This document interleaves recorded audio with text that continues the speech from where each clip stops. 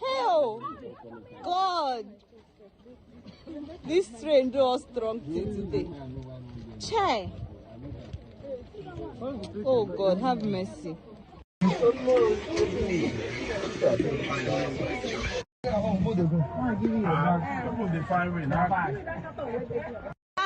Mama, it's a nice experience. See our train. Oh God.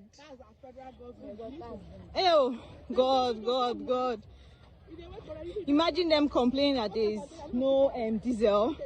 After they came to meet us that there is no water. After they came to meet us again that the brake is bad. They kept on giving us excuses. They don't want to tell us what happened. I've been waiting here for the past 2 hours, if not more. So, and this place is bush. We are at Imo River. Ew. Undo. Crossing the Red Sea. Just be going. Follow your trousers away, no folder. No fear. But this thing, go, don't look back, go. To serve as promise not to fail them, to my chairman and the entire leadership of the Rainbow Coalition. I have signed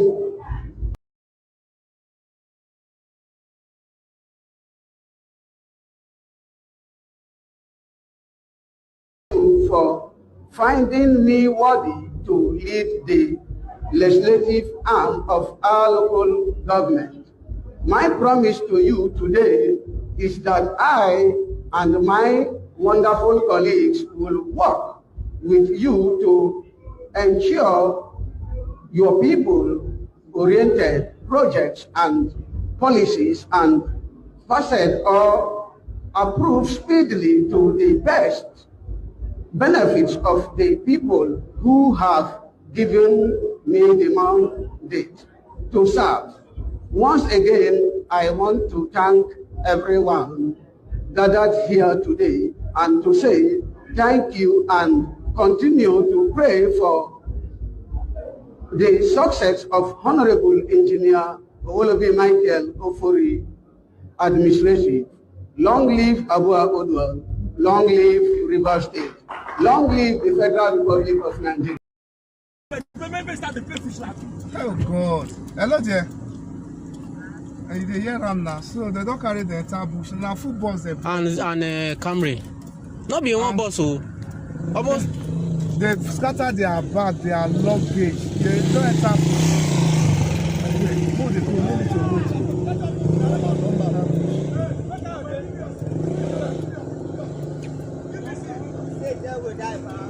they block them where? Hey, Jesus Christ. They bought the motor. They bought the motor. They scattered their now here they carry them pass. See one woman for up. Jesus. Hello?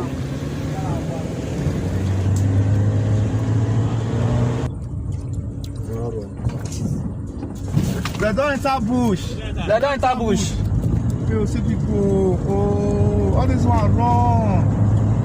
Jesus. No, this thing is not too much now, eh? They also catch them. Right.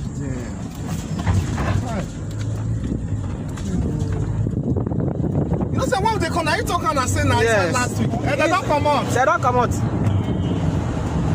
Say I said last week. Yes. Last 2 weeks. More than they go. Where they go? Same baton here. Where they go? Where they go? They don't enter. Where they go? Where they go? They don't enter bush. Where they go? They don't enter bush. More than they go. The road don't. That be small thing, no, my brother. Hey, don't clear. Police dead there. They don't come out. Police don't come. Police dead there. Police. We don't get police. I beg. We don't get police. You see? Calm down now. Slow down.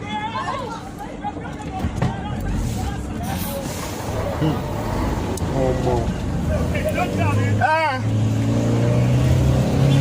Oh. Jesus. Ah, this one are highest. Listen, why if I say inside last week? Let me say this one inside last 2 weeks. Jesus, you don't video us now. All this was video room. You don't want those people for them. Why? Because Jesus, this one no.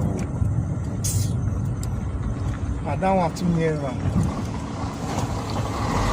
Wait, let that one go back. No. Go back.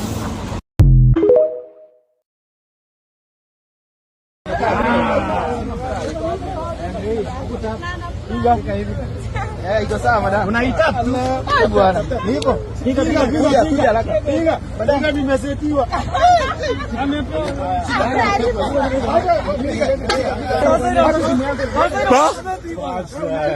Tuko wapi? Tuko Lodwa. Haya, pika. Piga. Siwe ingia. Haki ya Mungu. Haya moja. Nipige yangu moja. Chini ya moja, chini ya moja. Nipige nenda moja kuchoma picha ya Mungu. Hebu songa bwana.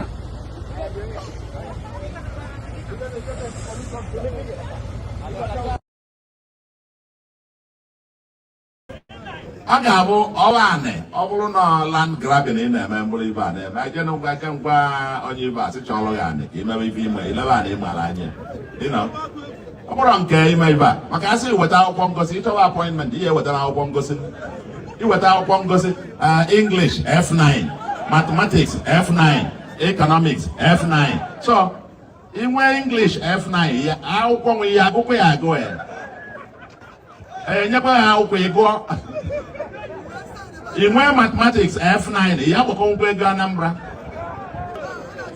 ọ ya gbakọ nkwe asị na ọ ga-arụ n'economy Anambra mana ị nwere F9 na economics basic economics demand and supply ka o nwee F9 a na-akọ ibe a no wonder businesses niile ọrụ obido na Anambra banjai na obidogoro business niile o mere dachara ada sọnsọ land grabbing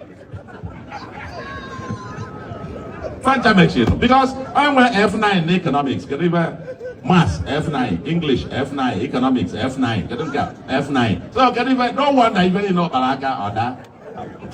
Nara Panifa.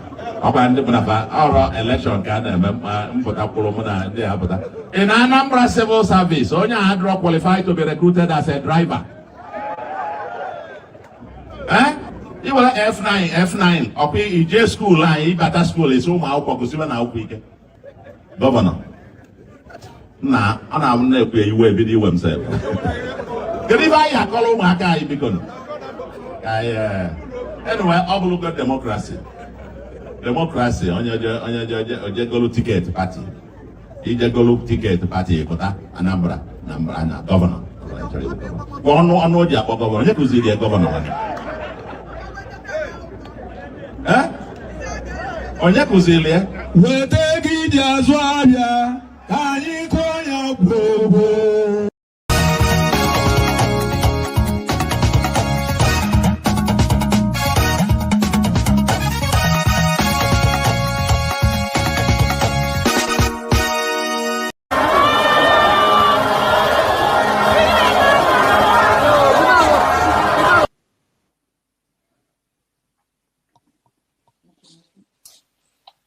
No, this rally make my blood pressure go up.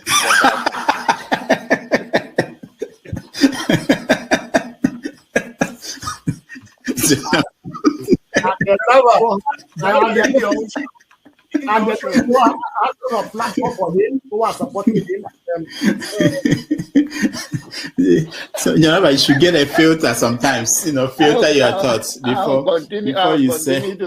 I'll continue to take blood pressure medication. Why are you getting high blood pressure, Jonathan?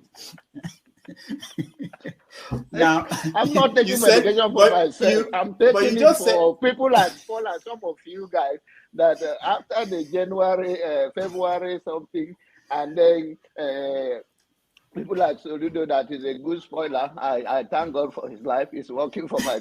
And I am ready to die defending Nigeria in whatever way. When it is God's time for us to go, it is you not took my going to time be to on the talk. You are ready to defend Nigeria. I gave you my time. No, Please, I'm coming. Alex, hold on. You already started. What I'm saying, defending Nigerians is this. I gave him my time and he's using it to defend Nigeria. No, sorry. Sorry. I hope that Nigeria wins. I'm never going to wish any president evil so that I can say I told you so. No, I won't wish them evil. I hope. You see, I'm not praying. There's no point. I can't pray for Nigeria to be fine. I only hope that Nigeria wins and Nigerians win. Because if you choose a dodgy doctor who has a dodgy record, who has, all sort of accusations leveled against him, to say this doctor, we think he's done this, or this doctor, this surgeon, yes, he's a senior surgeon, he's the most whatever surgeon, but there are a lot of accusations leveled against him. If you choose him to operate on you, and you tell me to pray for you that it doesn't kill you surgery, what's the point? I can't pray. You might make it, you might not make it. My prayer won't change anything. So I hope Nigeria and Nigerians win during Tinubu's 4 years. Thank you. Thank you. Uncle, right? I have the right to address Showore the way I like. You don't know what Showore did to me. So learn to control your emotion, right? That's the only thing that I'm going to tell you. But if you don't want to control your emotion and you insult me here, I'm going to insult you 100%. Okay. You understand? You cannot insult me on a normal ground. Fiscally, you can't insult me, right? I will treat you like a child. If you insult me physically, I will handle you like a child. I don't care your age. Do you understand? You are powerful over the camera, so you can say whatever you want to say, but you can't yet say it to me physically. You understand? I will handle you like a kid. Can we arrest the meeting ground? Can we arrest the meeting ground? So learn to control your emotion. You understand? Okay. Please don't take him out. I also have a right to respond because you mentioned my name. There's no need to take him out. All you have to do is to meet them or something. And you're taking too long to manage them. Comment. What did you say? Comment. I know, but he mentioned my name, so I'm asking to respond to him. When he gets your time, No. He mentioned my name. If you want to make it rowdy, I will take you out. Take me out, you son of a bitch. Take me out. You think you're a big boy because you're moderating. Take him out, please. Hello, come on. Don't use such word now. Don't forget, that state is now an oil-producing state. So they now have derivation, if you are not aware. So if you want to speak for anybody, please do not defend a Kalata like a Yabelo. Please do not. Okay, let me respond to him. One second. Do not defend a Kalata like a Yabelo. Do not. All right, thank you, Mohammed. The people of that state. Can I respond to him? No. Then go to hell. Rudolph, go to hell. All right.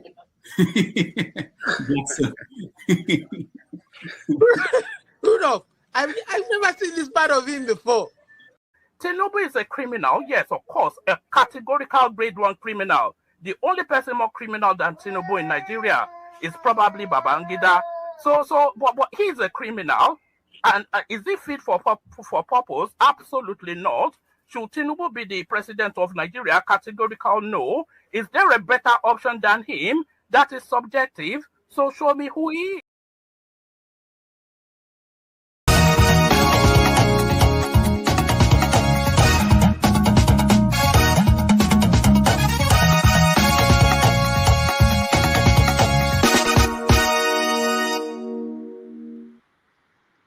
All right, welcome to the show. Thank you so much for joining us. My name is Rudolph Okonkwo. It's Saturday, September the 6th, 2025. Beautiful day here in New York City. Wherever you're joining us, we appreciate you. Thank you for making out the time to hang out with us. Today, we are going to talk about issues in the news, as we always do. This is a program where we give you the opportunity to weigh in. We don't tell you what to discuss and what to say. We are not feeding you with information. We want to hear what you think about issues in the news. And there are lots, of course, every week there are a lot of things to discuss. And today we start with our President President Bola Tinubu. He is away again. He traveled on vacation, 10 days in Europe. He will be visiting UK and France. So He just came back from Brazil and Japan. He will spend, that was about 10 days ago, and he's going to spend 10 days in Europe. After that, he will definitely come to America for the United Nations General Assembly. So he's traveling all over the world as president of the biggest, the largest black nation on earth. Why not? So we're going to discuss that. What do you make of this? And of course, this is a good time for Nigeria when we met our expectations, according to the president. Our budgetary expectations, we met our revenue expectations in August. So we have 3 months of money that will come in that we can use anywhere we want. So the president is helping us to use that money. Also in the news, we have, talking about United Kingdom, the deputy prime minister resigned for underpaying taxes.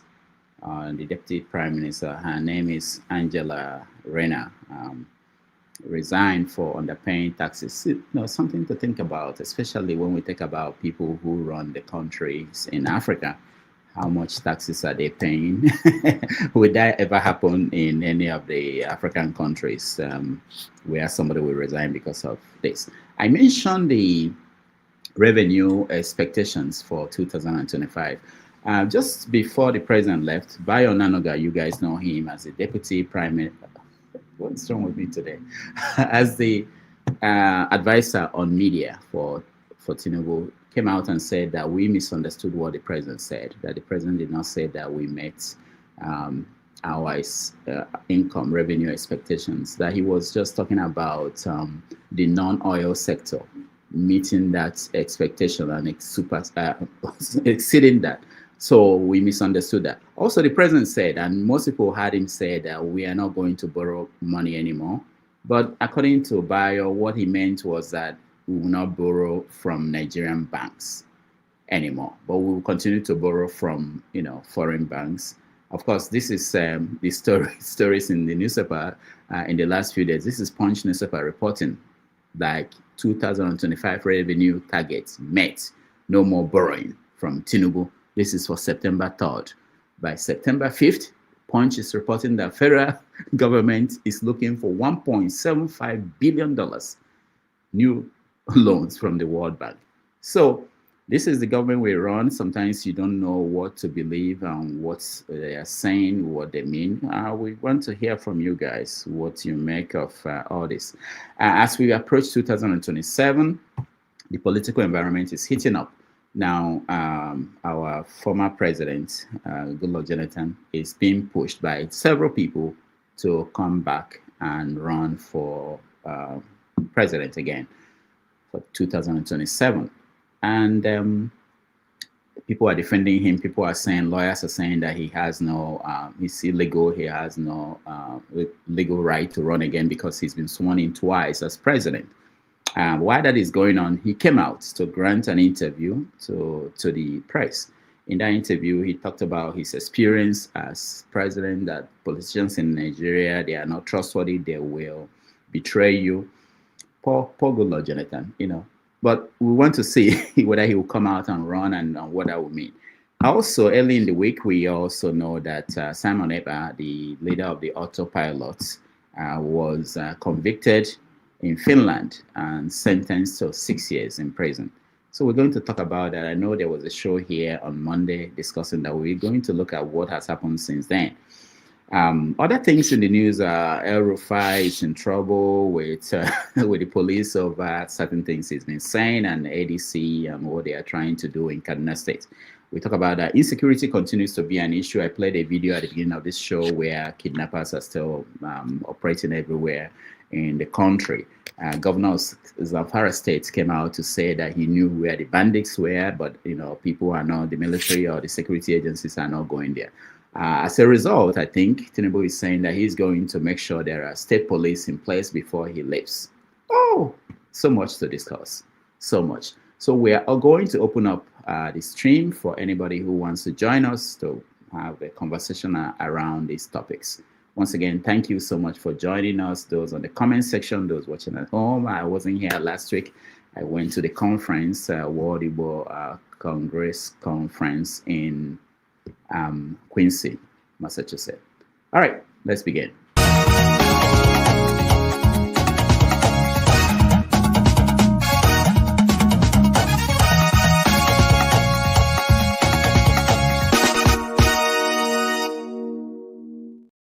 All right, I see Mr. James. Mr. James, thank you so much for joining us.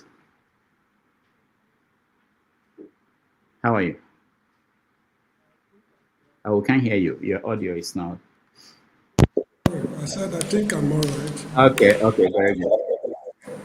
Just, you said you think or you know?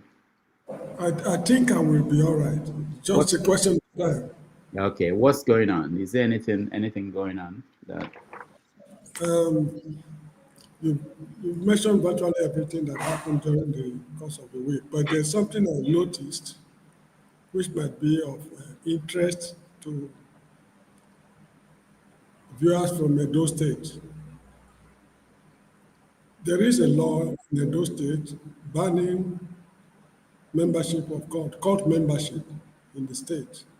And whosoever is caught using his property or property is being used for court activities, the property will be demolished. About roughly 20 hours ago, a video was posted online, and a prominent chief in the city hosted the members of the Boni fraternity in his home. And I remember clearly during the Murtala Mohammed's administration, that cult was proscribed, and the proscription has not been lifted to the best of my knowledge. So if the governor is really serious, if he's serious about fighting cultism in the state, these are things he should take he should show interest. Without being told, he should do he should do the needful. That does it. It's a misnomer from my own point of view, for you to demolish people's houses that did not commit any offense.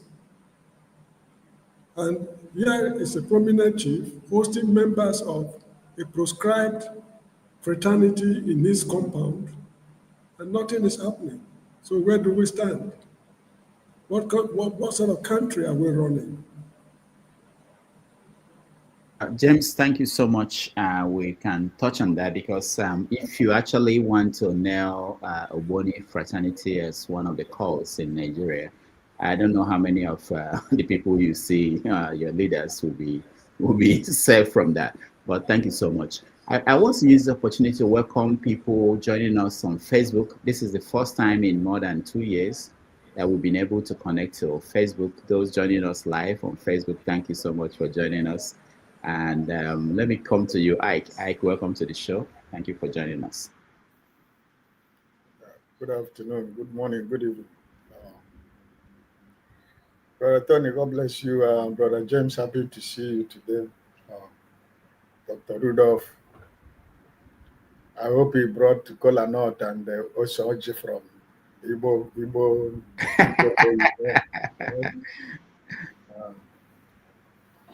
Yeah, I think what I remember is that somebody called me and you monkeys and chimpanzees and gorillas, So that's to tell you who we are as indeed. We are from chimpanzees and gorillas and monkeys. I'm a government official, and if you ever have a government and that person is still working freely and is still in the same government, it is a seed planted by the illegitimate man on the head who said that a miloko, grab it, run for it, and steal it, and grab it and run away with it. That is the situation where we are. So the politics of hate is coming back to Nigeria, and I think it is a show of what is going to happen in 2027. But I think that the Nigerians can never be cowed again.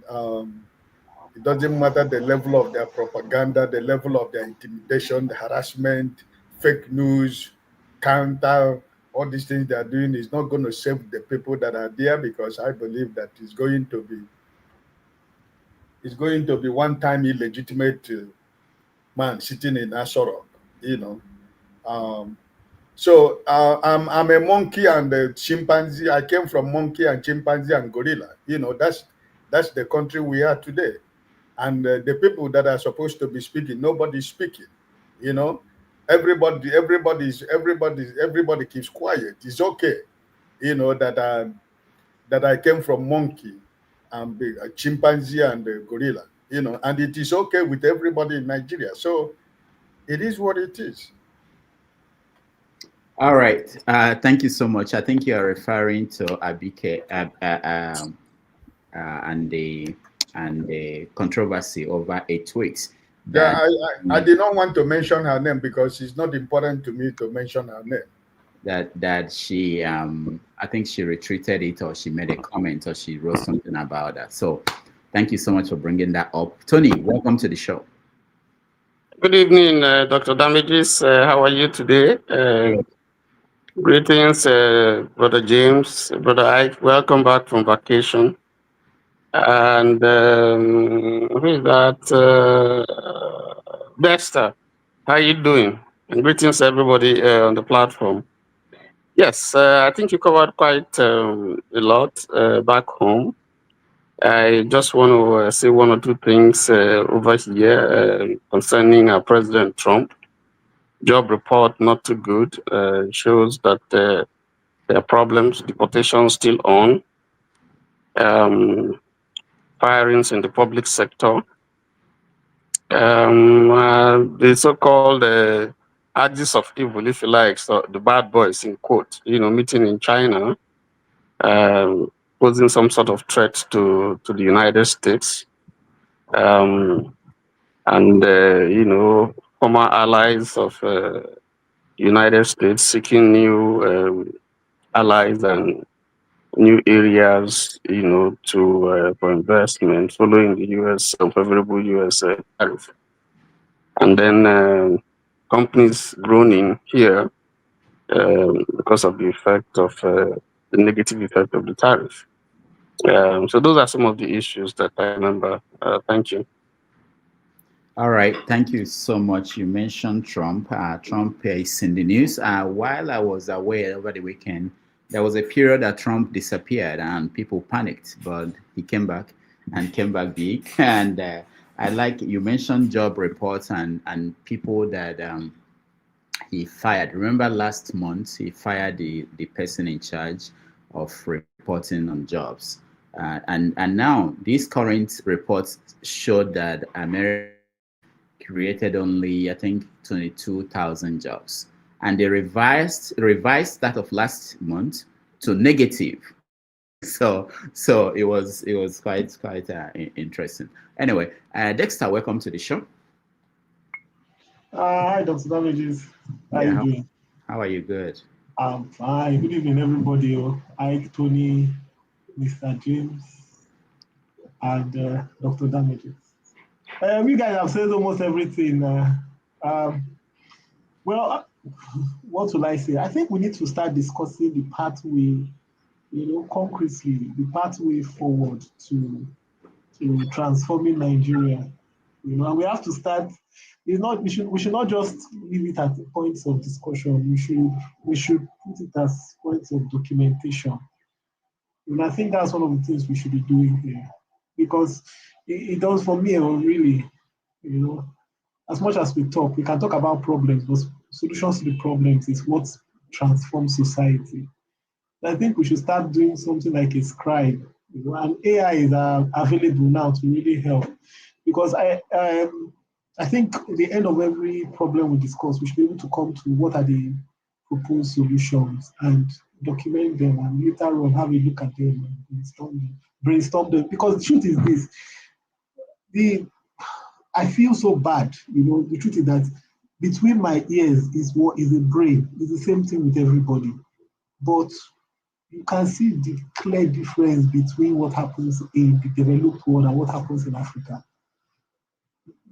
it just, something doesn't feel right. And then when I get really, it pains me when I see Africans really, you go to Western countries, you see how they pay attention to education, pay attention to healthcare, you know. But we don't have it. We don't have it at home. You know, I think there's this common saying, they say, what do you call it? If you go to the East, you will find more people that are, you will find families where they are more interested in creating wealth in the family. So one person has a shop and then he gets his brother. You want the wealth to be collective. So let it not be domiciled in one person alone. But we seem to accept that narrative, you know, in Nigeria. You know, I was listening to Osibanjo's talk recently, just before I came up here, and it's the same thing. And he was reiterating the same point. How in Africa we seem to accept that wealth should be domiciled in maybe only one person. Everybody will now be coming out as beggars. So I think it's something what I'm saying. I think going forward here, we should be documenting what the solution is, because there's something about documentation. Dr. Barabi, you know more. When you write things down, it becomes a reference point, it becomes a building block for growth. You know, but as much as we can talk about all the problems, yes, we can. Even you get a small child that is 5 years old and tell him to tell you all the problems, he'll tell you all the problems he sees. But I think what we need to do is leverage on the experiences of people who are, and you have people here that have massive experience that have gone around the world. We should have to start leveraging on the experiences and try getting solutions that can be documented and written. Tomorrow, you don't know, somebody here, somebody from this platform that comes here might become a minister or something. And it will be all those things that will help to guide that person. Once you start putting that down, you might as well just be the podcast that was, you know, running. But I think there's more potential. Thank you. All right, thank you, Dexter. I like what you suggested in terms of coming to a conclusion. And we will try to implement that as we go along. But let me show you guys this image. It was one of those trending images out of Nigeria. I'm sure this is AI, but it's talking about the way government officials in Nigeria, they do that in Kenya, they do that in Uganda, some African countries, Ghana, rush to the airport to say bye to presidents when they are leaving, to run to the airport to welcome the president back. And it has expanded beyond the normal, what the colonial powers left when they were here. Now you have governors of states leave their states to go to the capital to say bye or to welcome the president. Now I want us to discuss the Tinubu this week along this line, from this perspective of what happens when he's leaving to the two conflicting images they gave us. One image was that we have exceeded our target for revenue for the year and that we are not borrowing. And within the same week, we now got another argument from the government that wasn't right, that what the president meant was that the non-oil sector has exceeded what they expected from them, and that when he said he was not going to borrow anymore, he meant borrow from local banks. So let's talk about that, and I will start with you, Mr. James.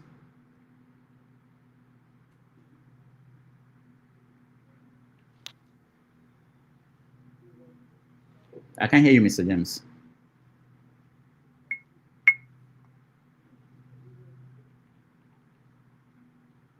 Okay, we can't hear you, Mr. James. Sorry, the fault is from my end. I'm sorry, the fault is from my end. Okay, yeah, go ahead.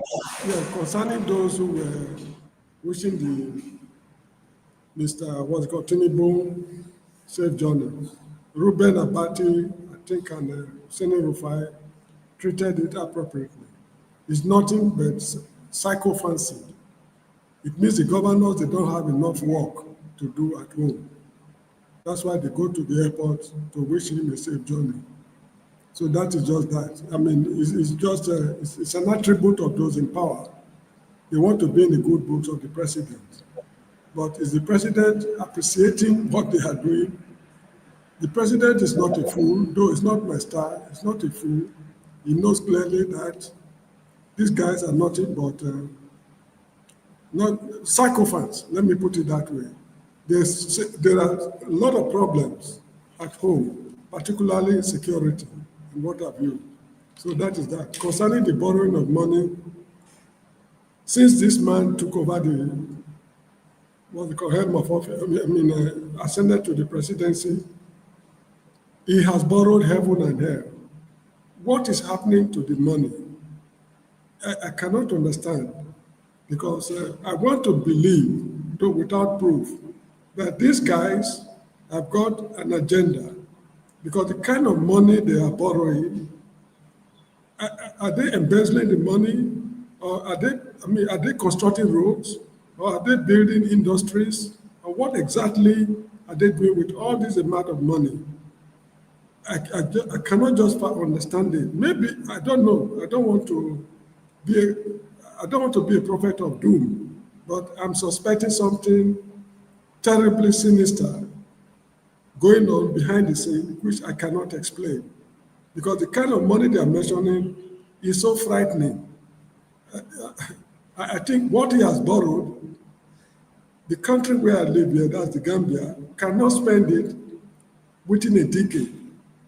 As I grow, all our expenditures for a period of 10 years, we cannot finish the money these guys have been borrowing since Bola Tinubu became the so-called president. So what exactly is happening to the money? Telling us it's restructuring the economy of now, the Brazilians, for example, when I was in high school, were neck deep in debt. But we are seeing the outcome today of what they did with IMF borrowings. As I was saying last week somewhere, Brazilians today, as I was told, they are, they are manufacturing fighter jets, not even passenger jets, submarine warships and what have you. That is what they did with the money they borrowed from the IMF and other financial institutions since my high school days till now. The outcome is being rolled out slowly or gradually. Are these people constructing industries, or are they investing in agriculture, or what exactly are they doing with the money? This is the question we need to ask, because no matter what happens, these debts must be paid back. And if care is not taken, a generation, that is after my generation, the next generation after me, might not be able to even pay the interest accrued on these loans, let alone paying back the loans. So we should be interested in what this man is doing with the money. So that is just it. Thank you, Mr. James. Ike, what's your take?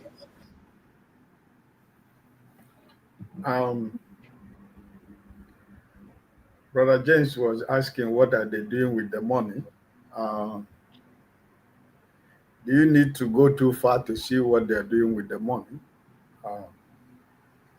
From the first day that the man stand on the pulpit to take an oath of an office, since that day till this morning as we are speaking, it has always been politics. There is no governance in Nigeria. From day one, all those money being borrowed, all those contracts being awarded, all those money you hear here and there, they are all being prepared for 2027.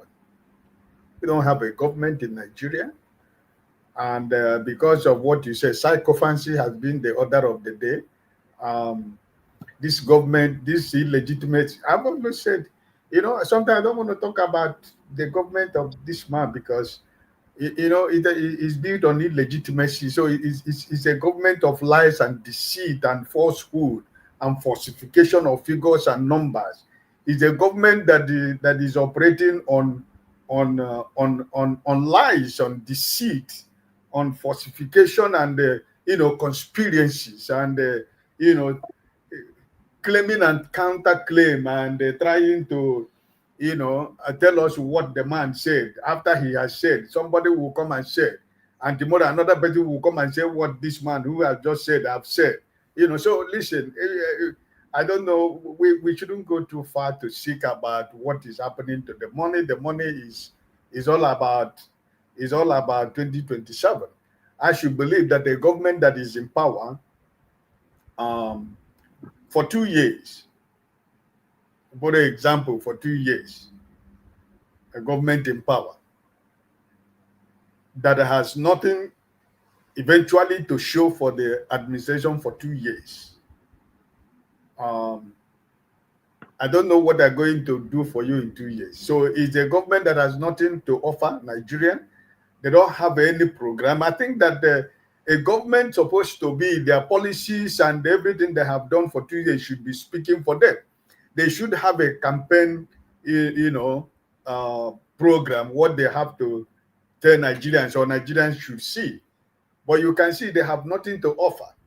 So the only way they want to come back by force, by fire, by force, by intimidation, by conspiracies, by harassment, by anyhow, So if you're expecting any miracle for Nigeria or this present government with the people that are there, I'm sorry, my brothers and sisters, you're not going to get anything, because as from the first day, they have nothing to offer you because of the illegitimacy of the government. That's what you get where there is no government. Nobody is in a position to ask questions. Nobody is in a position to query what the government is doing, because they after running after people, credible Nigerians, good opposition, they're busy running down people who want to oppose the government, or people who will speak the truth or speak the fact about what is going on in the government.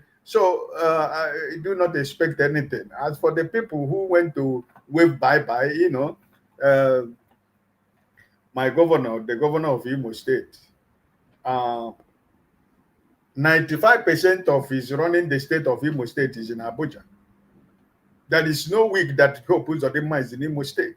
He's always in Abuja. That's where he sits. He's more busy running APC, as APC governors. He's more busy. Every time somebody visits Asorok, you see him sitting down there. Somebody comes in Asorok, watch, you will see your governor of Imo State. So he's not in Imo State. He doesn't know what is going on in Imo State. He's always in Abuja every time. His office is in Abuja, not in Imo State where he's ruling. But I think, what I'm saying, that there is nothing this government is going to offer you. At least some governors of the state have projects that they can campaign on in the next 2 years. Abia State, Yobe State. There are some states in Nigeria that their governors are doing something that they can tell people, the people of their state, they can testify that they're doing something, that they can go to the people in the next 4 years to ask for vote. But what does this year government has? Nothing. It's all about corruption. It's all about corruption, stealing, and inflation of prices and contract. Because all this money is that if they give you a contract of 1 billion, remember that as I said last week, 300 million is for you to put aside for APC for 2027. If you get 5 billion contract, 1 billion is for 2027. So are we surprised? No. The man who will speak, and somebody will come and tell you, no, this is not what he meant. And tomorrow you hear somebody else who will come and counter what this man who said that is not what he meant. So this is it. We are confused people. The nation is confused. So leading by confused people. So what do you expect? I've nothing to offer this country, and it is a shame that all of us that are talking here, we are part and parcel of what is going on in Nigeria, because once it's not your tribe, or is your tribe, it's okay. Anything he or she does is good, as long as you can protect your brother or you can protect your sister. But like I said last week, I'm not suffering. Those people who has given this illegitimate government legitimacy, I think they're suffering more than me. So for me, whatever they think they are doing to Nigerians is all well. We shall see. All right. Thank you, Ike. Tony, while you give us your take, I want you to also try to answer this question. Someone on the comment section wanted to know, why is it that these banks are agreeing to lend money to Nigeria? So you can put that as part of your own reaction. I didn't get you. Why is it that the banks? Yeah, the institutions that are lending money to us, why are they agreeing to lend money to Nigeria? Okay, got you. That's the World Bank. Well, first of all, if you look at the number of times that the president has traveled, which is worrisome, from my computation, he has traveled for 15 times since his inauguration, and he's been away for 59 days, a total of 59 days. And you'll be wondering what is the cost implication of that for Nigeria. Parking fees for the aircraft, the extra codes for those who are going to go with him, and then all the expenses, that will be incurred with him staying abroad. So you're wondering, and the fact that, the president is not home to deal with the multiplicity of problems or challenges that the country is facing. So it's worrisome. And again, you look at some of the places where he has gone to, whether he's on a working vacation, I don't understand what that means, or whether he's on vacation. And again, I query that because there are places in Nigeria where you can go on vacation. So he is not doing Nigeria a good image, going to vacation outside. If you are telling people that they should come and invest in Nigeria and promoting Nigeria, but they don't seem all the time you are outside, it doesn't speak well of the country. It's not a good advertisement for the country. But that said, it's for me, it's worrisome because if you look at all these visits, spades of visits, it looks like it's an APC policy because the former president was also doing that. Spent quite a lot of time outside, and Nigeria was paying. It hasn't changed. Sometimes we hear, that part of this is for medical tourism, and yet Buhari was there for 8 years to treat his ear.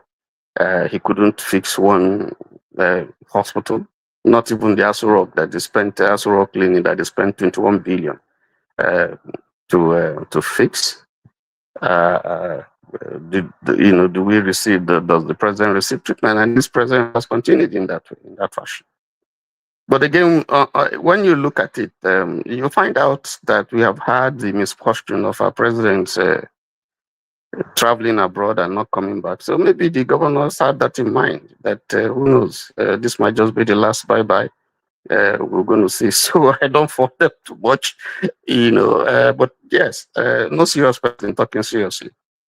We leave the job that is going to do only to come to say bye-bye to the president. That's it's only in Nigeria that you can find that kind of nonsense being done. Now, talking about the loans, the president has spoken so glowingly about the fact that we have exceeded our revenue profile projection since August. And it was corrected. I think I did say that it's unfortunate, that every time the president speaks, he goofs. Someone has to come back to clarify, to say, oh, this is what the president meant. Yes, sometimes we saw it with Biden here, but this has become a recurring decimal. Every time the president speaks, somebody comes and says, oh, no, that's not what he meant. Oh, so we're wondering whether he has gone back to the era where he speaks in tongues. And, somebody has to come and interpret to us exactly what he's saying. But that's unfortunate. If you look at even that claim that we have exceeded our non-oil projection in terms of revenue, you would think that this government has done very well in diversifying the economy, but no. The receipts that they're talking about are from taxes. They haven't. It's not from non-oil. It's not from diversification. Industries are dying. The economic macro and the micro environment is hostile. into investment. So it's taxes, all kinds of taxes that is emasculating the people. That's where they're getting the money from. So it's not that they have diversified the economy. No, that's not true. And then when they speak of they're not going to borrow, you talked about the borrowing from World Bank, $1.75 billion. But they corrected it to say, oh no, we're talking about domestic borrowing but they are borrowing from the bond market. They're borrowing from the bond, so that's a contradiction. So when they say these things, I don't know. These are policies. I mean, when they make these speeches, I don't know if they're very, very well guided. I don't know whether it's a mental problem that every time that they speak, there's always a lacuna, and someone has to come and clarify.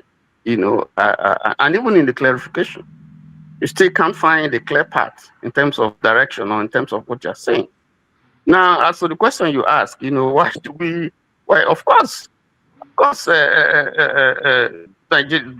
if you want to borrow money, they're going to give you money. Yeah, that's the World Bank. That is the Bretton Woods institution. Nigeria policy is skewed towards Bretton Woods. They are listening to what they are saying. The more we go borrowing, the more we go borrowing, because the money is not invested. It's invested in recurrent expenditure. For instance, look at the budget projection. I hear now that we're going to have a budget review, and they're still going to go and ask for more money, to meet some of the projections that they made for 2025. And yet, you want to ask how well has the budget performed? The budget for last year didn't perform very well. It was abysmal in terms of its performance. So you find out this money, and then with the election coming, because this government is not very transparent. So when you see these borrowings, and they've been borrowing before, you want to ask, what have they done? Is it invested in capital expenditure? Is it invested in infrastructure in ways that will touch lives? So they've been borrowing and borrowing and borrowing, and we don't see, and you keep telling the people to tighten their belt, and we still see profligacy, we see corruption all over the place. So I mean, they will borrow and they will give you if you ask, they will give you borrow, and that's not helping our debt profile, because it's worsening the situation. But let me just end by saying that there is a lot of propaganda with this government. Because one part of the problem that we find is that there's no transparency in government. The people ought to know where the president is going. Now he's going to Europe, he's going to France, and we know people. If you ask anybody, if you take a census now, they will tell you that it's probably not a working visit or vacation. This is probably something to do with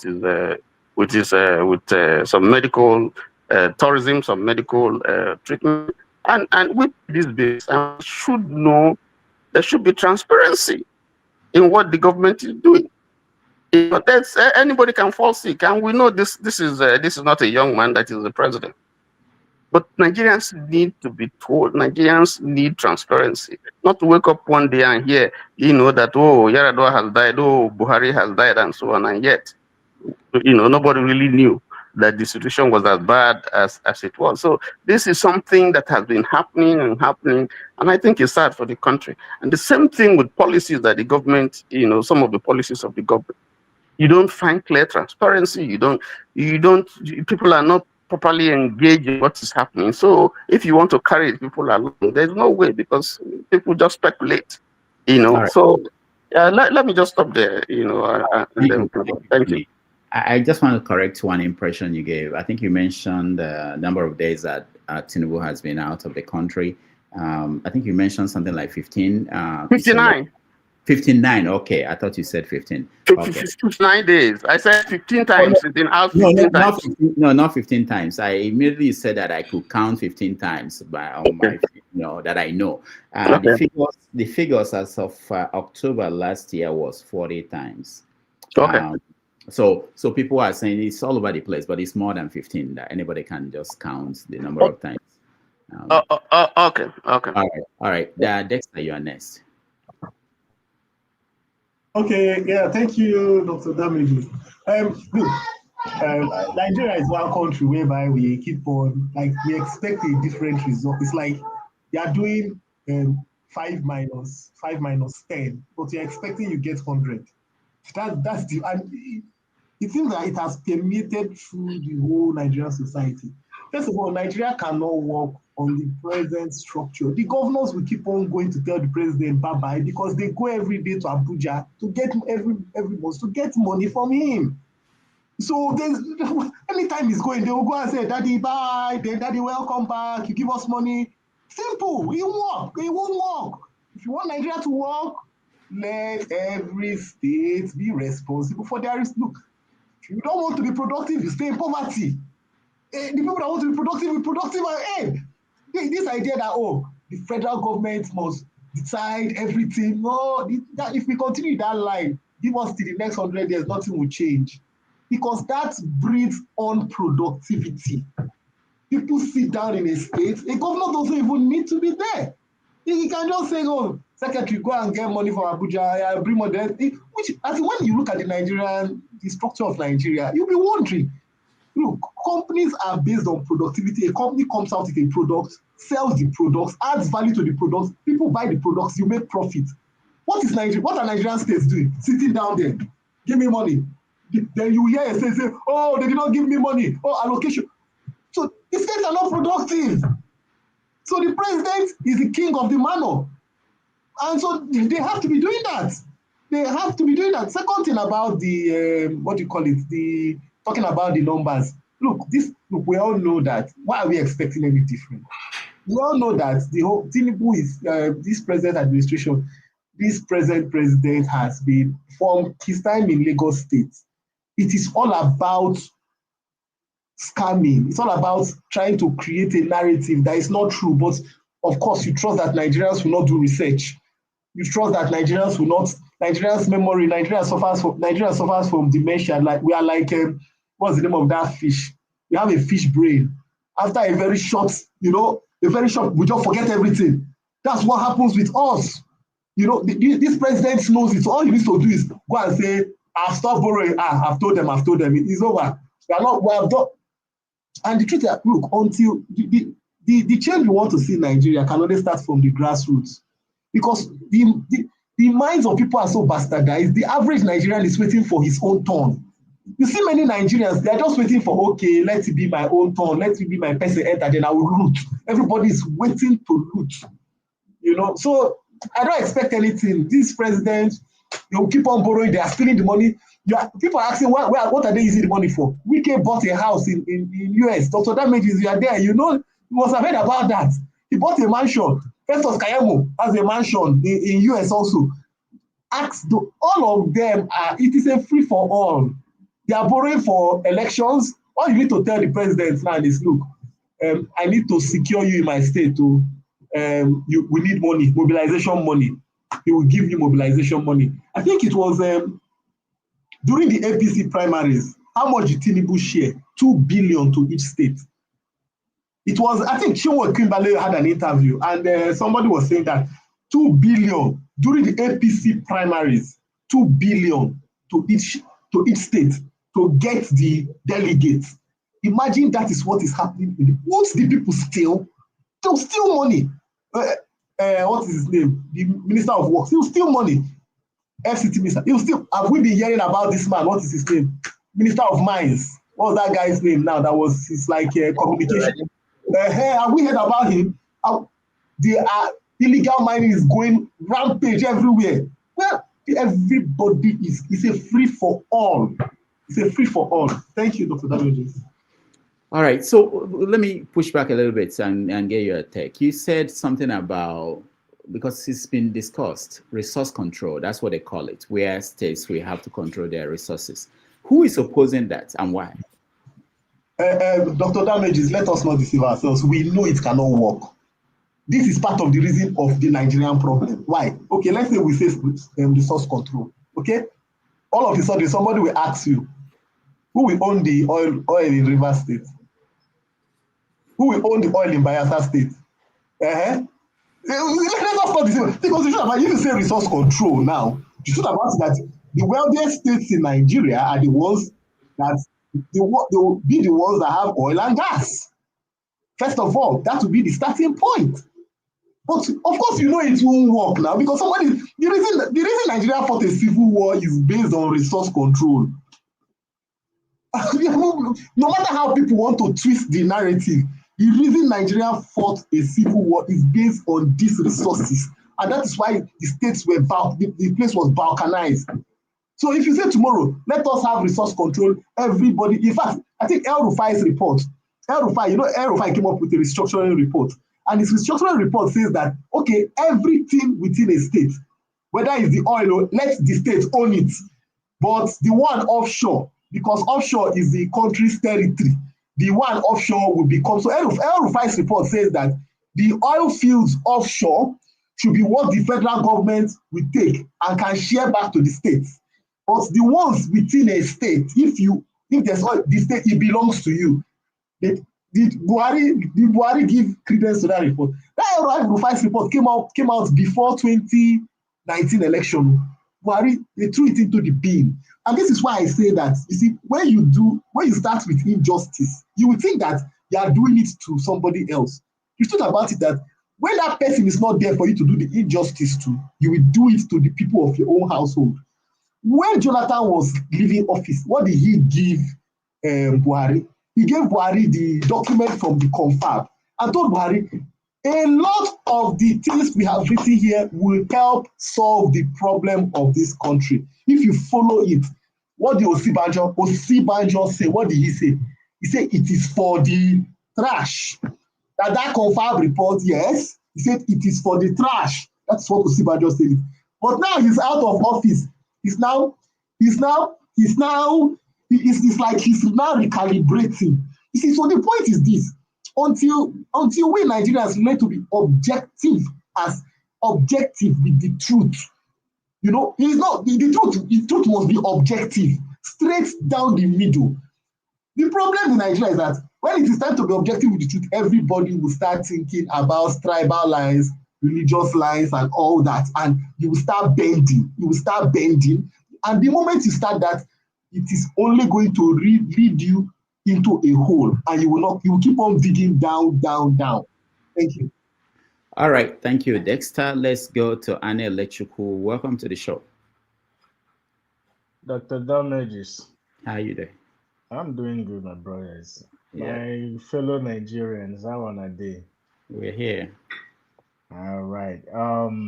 Yeah, let me take it off from where the last speaker, I just said, being the one I was able to make. One, Nigerians are not delusional. The problem is Nigerians are not objective. A lot of Nigerians are not objective. Nigerians don't have dementia. They remember. We all know. The only thing is refuse to take actions. There is no problem Nigeria has today that all of us do not know and that all Nigerians don't know. The only thing is that we refuse to take action objectively. And that's why we are in this quagmire that we are in. Are we coming out of it? No. The way we are, the way things are going, and if it remains like this, we won't come out of it. We'll go deeper and deeper and get ourselves more muddied. But we need to take action, just like taking from Newton's law of motion. If we don't take no action, we'll continue in this situation we are. But if we take action, we'll be able to liberate ourselves and leap out of these terrible situations Nigeria is right now. I will suggest that we begin to take action because we have said a whole lot and we have had a whole lot over the years. The thing is that, which every one of us know, the tribal sentiments that we all have that is prevailing in Nigeria is a major challenge. But it does not mean there are no good men in all the tribes. Every tribe in Nigeria is blessed with good people who can rise to the occasion.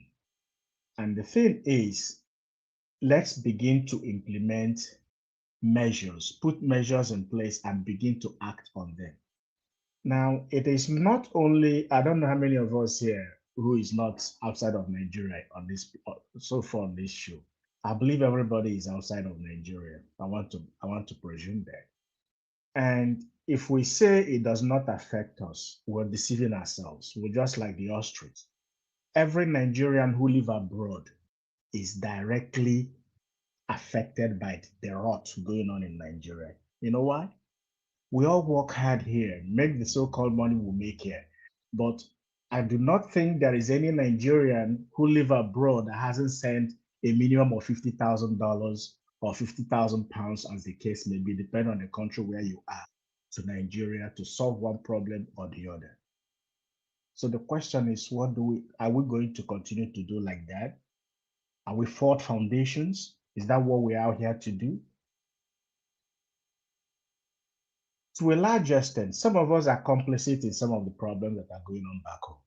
And I think that we are not there, but we can begin to take measures that can stop these people from going on with this madness over there.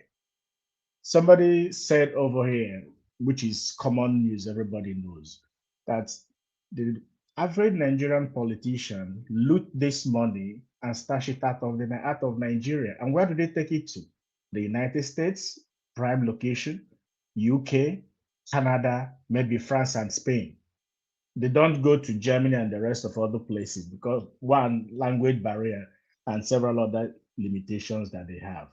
But if Nigerians who live outside of Nigeria, we will get ourselves organized, and all these resources of ours that they loot and bring out of Nigeria to the places where all of us are living in, if we flag them off and they see that they can't hide the resources they take away from Nigeria overseas, they will stop. I'll give an example. Remember Ekpa when he went to Germany to do the New Year Festival in Germany? After that picketing that was given to him, how many Nigerians went out to Germany around that period? We found out that there was like a freeze. So if Nigerians, we're just hearing, we're reading it from the newspaper, the so-called houses Wike and his family bought in Florida or wherever. Okay, there are Nigerians in Florida. There are Nigerians who are into property and who is into several high-profile Nigerians. I mean, Nigerians who could put hey, this is looted funds. If that property and the property of others who stole these resources and bring them to America, for example, to invest, by the time you see there is a clampdown on them, these people will stop, at least they'll stop looting. We have a strong role to play. We do. So what we really need to do is to stop the rot first. Put a pause on it. Maybe they may recalibrate and begin to use these resources that we have back there in Nigeria to develop the country. So that you and I, anytime we decide I want to visit home or want to go home, we'll go home and we'll say, okay, we come from somewhere. So if we stay aloof and say it doesn't concern us, okay, we are not in the direct heat. No, if we're not in the direct, we are in the indirect heat because we are adversely affected. Because at the end of the day, we are bearing the brunt of it. I'm sure every one of us here had elementary school in Nigeria or secondary school or university. We have friends, we have relatives who live in Nigeria. You can't make a call back home without somebody telling you we are hungry, we are this, we are that. Even your friends. So they are in difficult situations. As good Africans and good Nigerians, what do? We'll be our brother's keeper, right? And then we'll reach out to help them. That way, somebody who worked and wasn't paid a salary for 3 months or for 2 months or for 1 month, we are providing means and needs for the person to take care of himself or herself or the family member. At the end of the day, it means that that salary the so-called politician refused to pay them, we are the one paying it, we're the one bearing it at the end of the day. So we really have to, we really have to step up to the plate and really make efforts to ensure that we at least put a stop on the rot that is going on in Nigeria. Let me stop at this moment with this, and I'll have more to say. Thank you so much. I just wanted to show the exact quote of what Tinubu said that triggered all this. Today, I can stand here before you to brag. Nigeria is not borrowing. We have met our revenue target for the year, and we met it in August. Let Trump do his worst. We are stable. Bola Ahmed Tinubu. So we had to get Bayo Onanuga to come and help us translate what he meant, that we shouldn't take any of this. Without it, right. All right. Paul, welcome to the show. Yeah, thank you, and good morning. Yeah, how are you? I'm good. All right, we are discussing Bola Tinubu traveled out of the country again on vacation for 10 days. He just came back from Brazil and Japan. And after the 10 days in Europe, he will come to America for the UN. We talked about his bragging about us meeting our targets for revenue and months before the end of the year. And the pullback by Bayo saying that that wasn't what the president meant. So what is your take on all those? Doctor, I was raised by two old people. So that helps me with a little bit parable, even when I'm not old. So my parable may not be as perfect like my parents' own, but at least I learn little and everything. So doctor, this age that I am now, my mother would not back me and go find another man now. Maybe my wife can back my little 18-month-old son or daughter, go find another man. Why they give him ice cream, then they lick his own mother's ice cream, but not my age.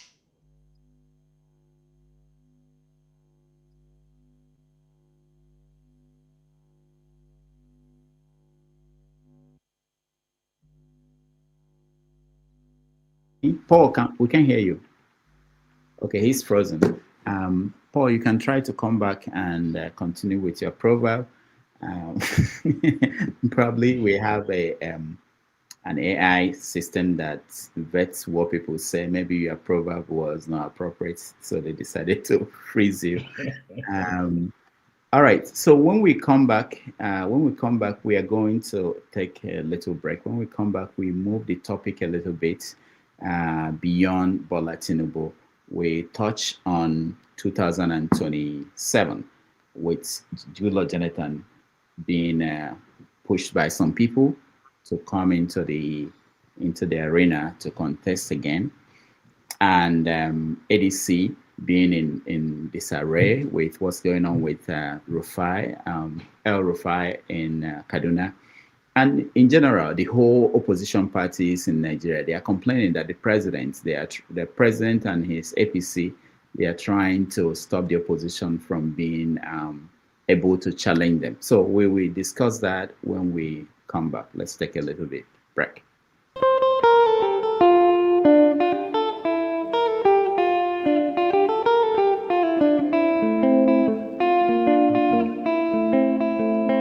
Eddie Kwanzaa, bio bio. Eddie Kwanzaa, bio bio. Eddie Kwanzaa, bio bio. Izukama na nedio, biao biao. Eddie Kwanzaa, bio bio. Eddie Kwanzaa, bio bio. Eddie Kwanzaa, bio bio. Izukama na nedio, biao biao.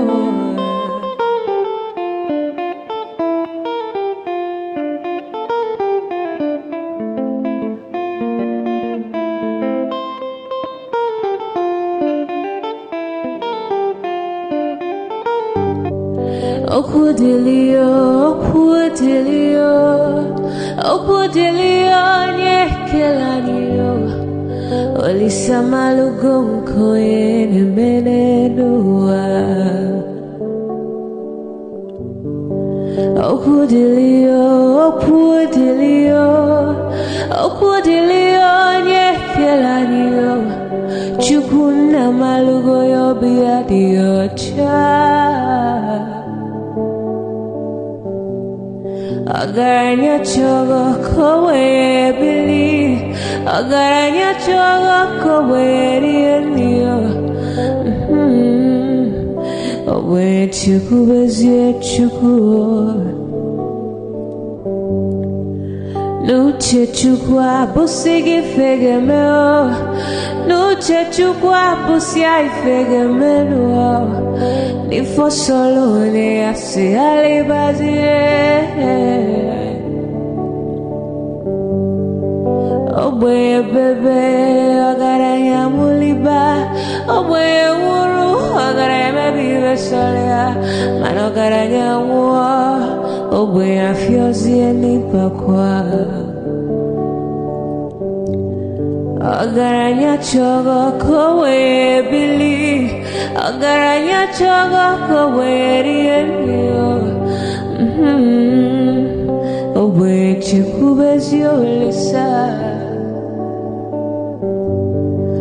Kodili ma kodili bemo. Kodili wakema kodili wanima. Naino kwane we beluge beluo.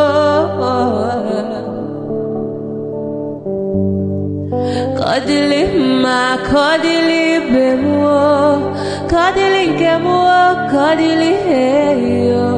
Ibedwe me wanem nikadie zibohimo.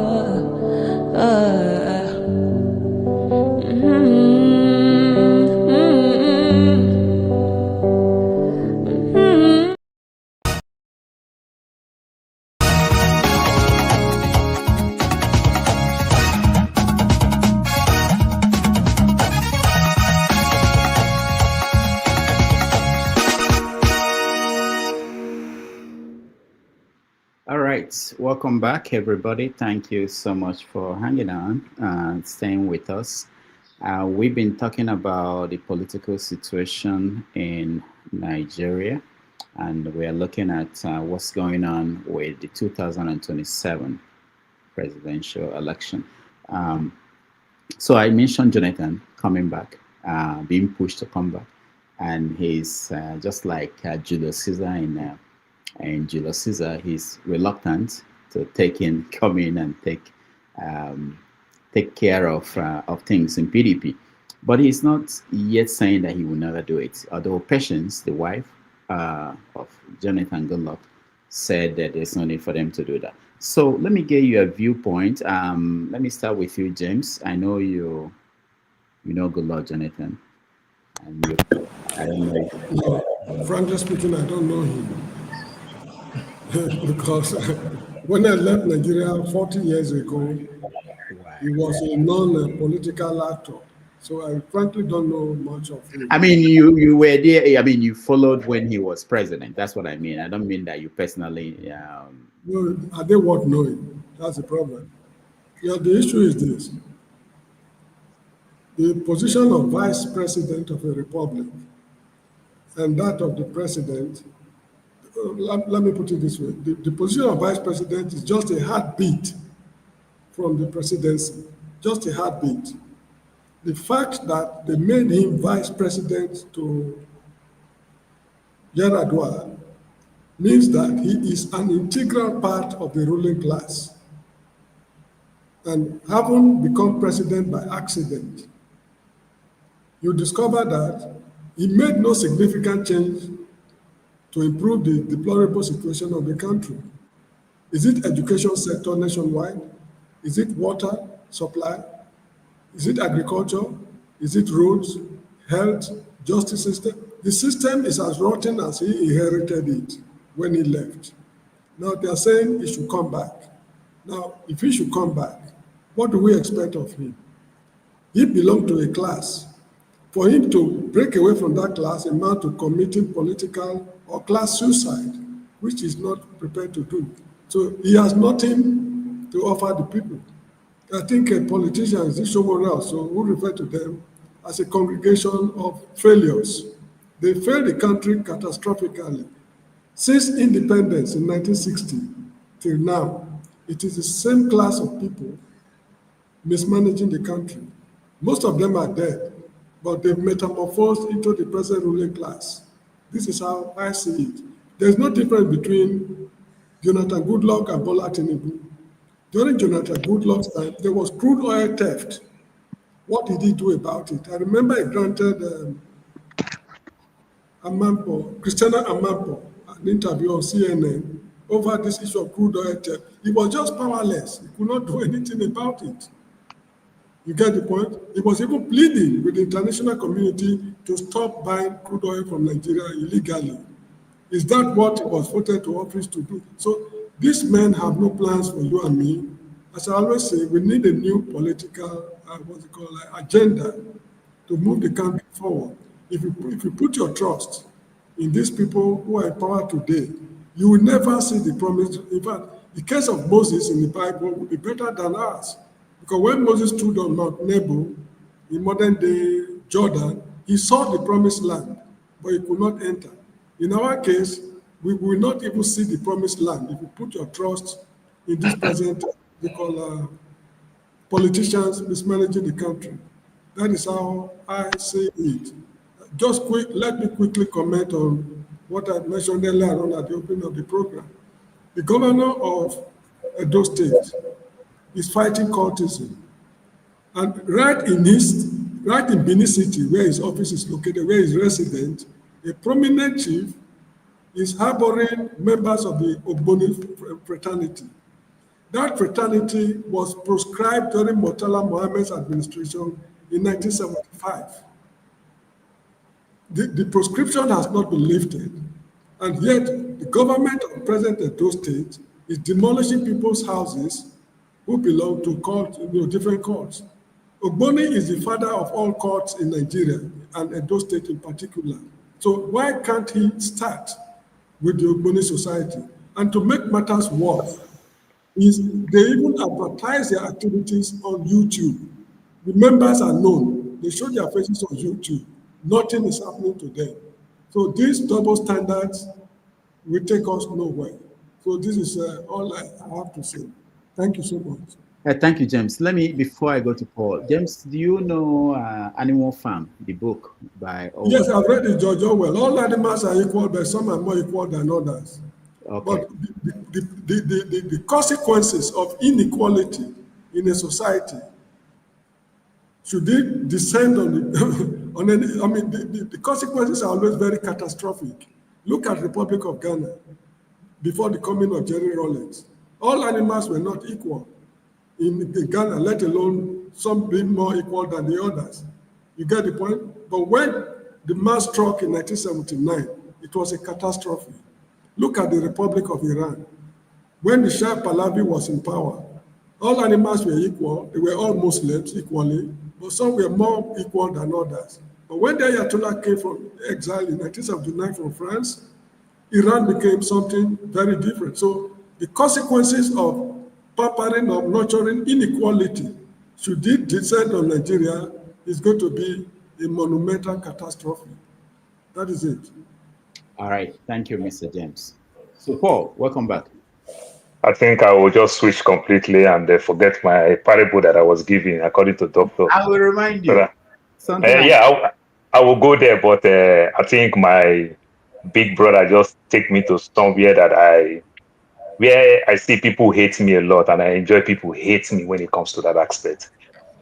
So we should be very, very careful the way we talk about all these religion thing.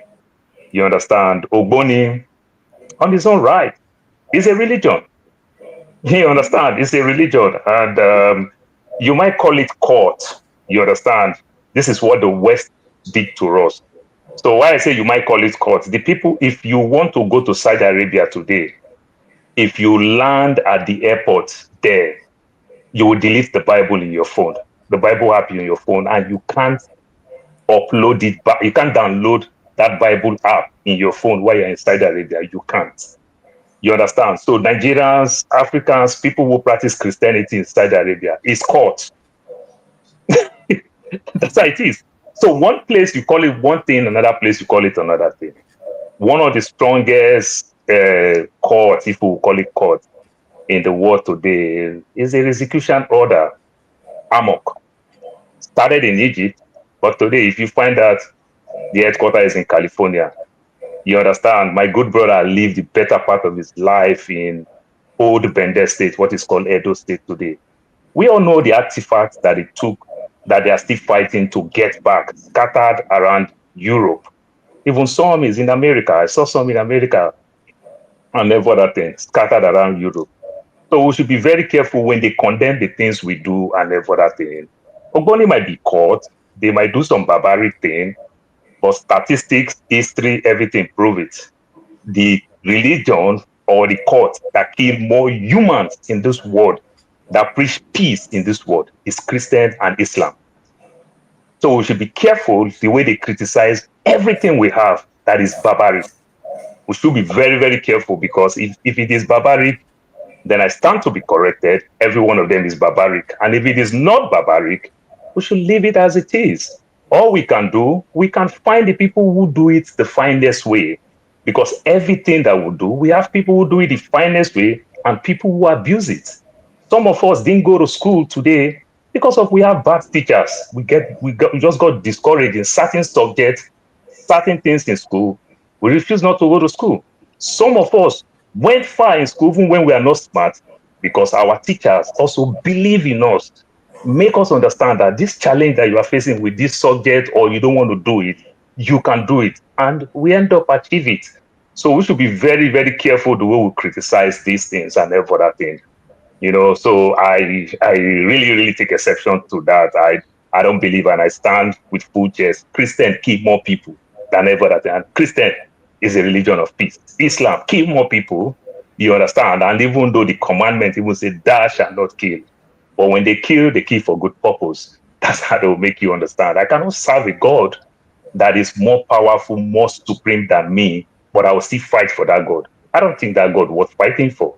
You understand? If he's stronger than me, let him take his fight. Like the Bible also said, say vengeance belongs to him. So I don't take the vengeance, let him take, but they do it. But the same people, if they see other people do it, they take exception to it. I live in the West. You can't take one America down in any other part of the world. They come heavily on you. But every day that my kids go to school, I get scared. The same thing happen.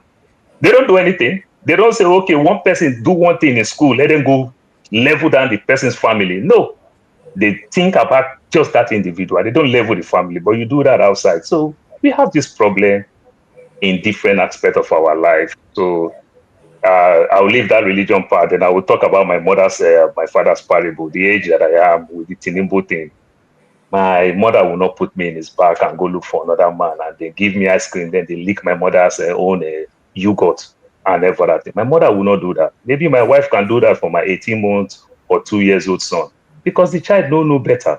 So Tinubu and his surrogate telling us that he's going for vacation, is doing this and that. It's a slap on our face. We all understand that the man health is not too good, and the most important thing that Tinubu knows how to do very well, they don't play with their own health. So when it's time for them to have their doctor's appointment, they keep to it. They don't listen whatever anything anybody want to say in the country.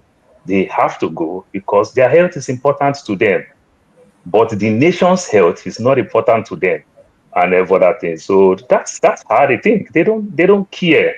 You understand? One aspect of Nigeria, people say Nigeria is rich. So I laugh when people say Nigeria is rich. I always use where doctor live as an example. New York City budget is $112 billion.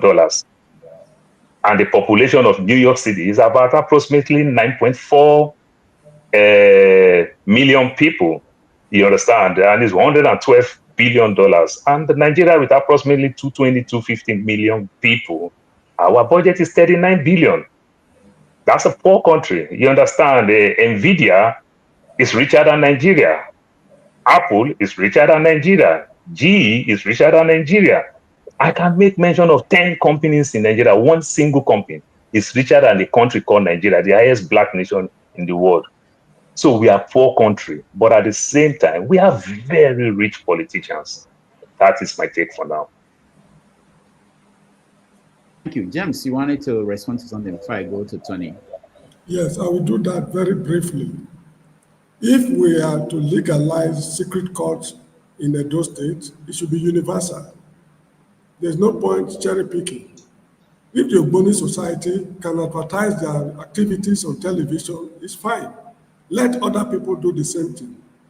But when other people's houses are being demolished and that of Ogboni is remaining standing, to me is a clear case of injustice.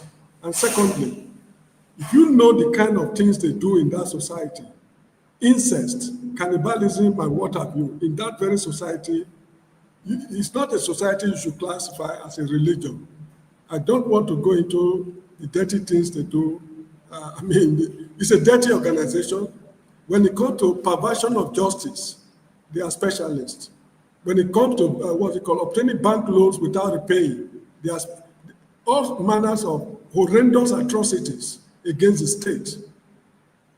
They commit it and get away with it because of their membership of an organization. So anyway, the point is they should stop demolishing people's houses. Houses did not commit any offense. If I commit an offense, punish me for it, not my house. I'm not living in the country.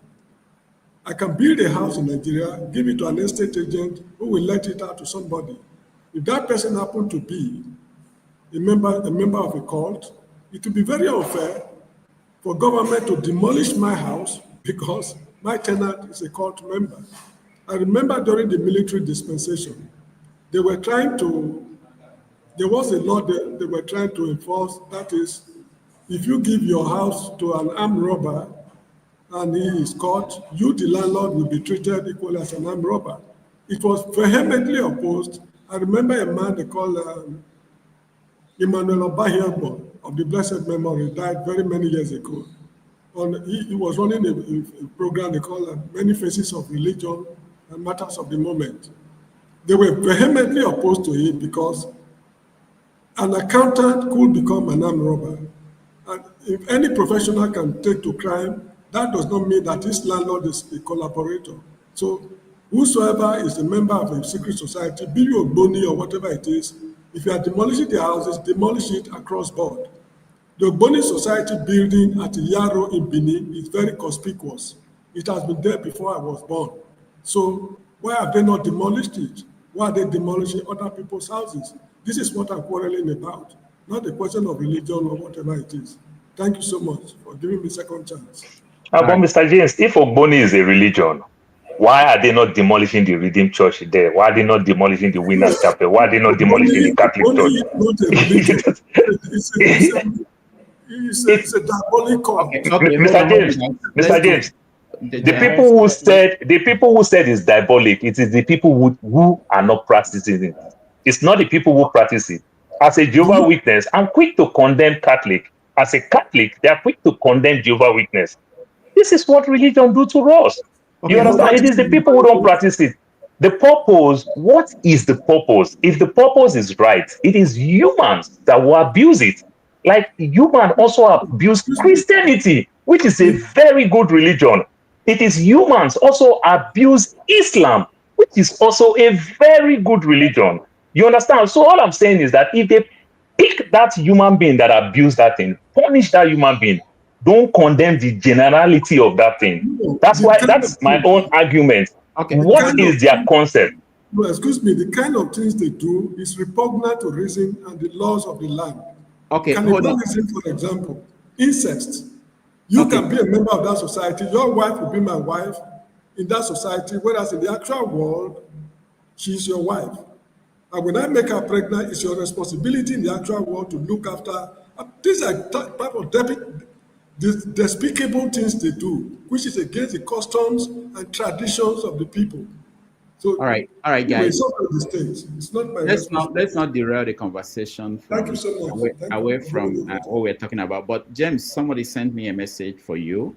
I think he's a member of the Ogboni. He said that you should know that it looks like you know Ogboni from the past, that there is reformed Ogboni fraternity. The devil cannot be reformed. The devil cannot be reformed. You should keep quiet. I'm just reading what I got. The which is Christianity who cannot be reformed. They did a lot of bad things. Probably the Italians we have in America today, the Irish we have in America today, they fled because of Catholic. They fled. All right, let's maybe that's not correct, James. Paul, that's not correct. Also, let me point out that pirates, the pirates, which most people that went to university, not most people, some people that went to universities in Nigeria were members of. They also advertise their activities, and they are not in hiding. I don't think, but let's leave that topic. Let me bring back Ike. Ike, we were talking about Goodluck Jonathan jumping into the presidential race. What does that mean? And the fact that the opposition parties are complaining that the government in power is trying to destroy the opposition. What's your take? Sorry, I cannot see the viewers' comment. Oh, you can't? No. This particular one was on my phone, not on the comment section. Yeah.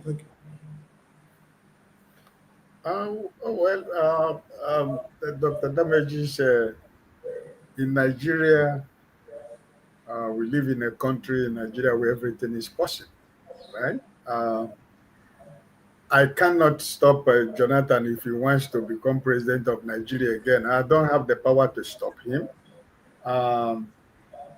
It's like when people, whenever we come here, other platform, people are advising Mr. Peter, those who has not even been a member of even their community, have not even contested an election in their own community meeting. They will be advising Mr. Peter what he has to do, So if Jonathan feels that he wants to go back into it, I mean, who is me to stop him?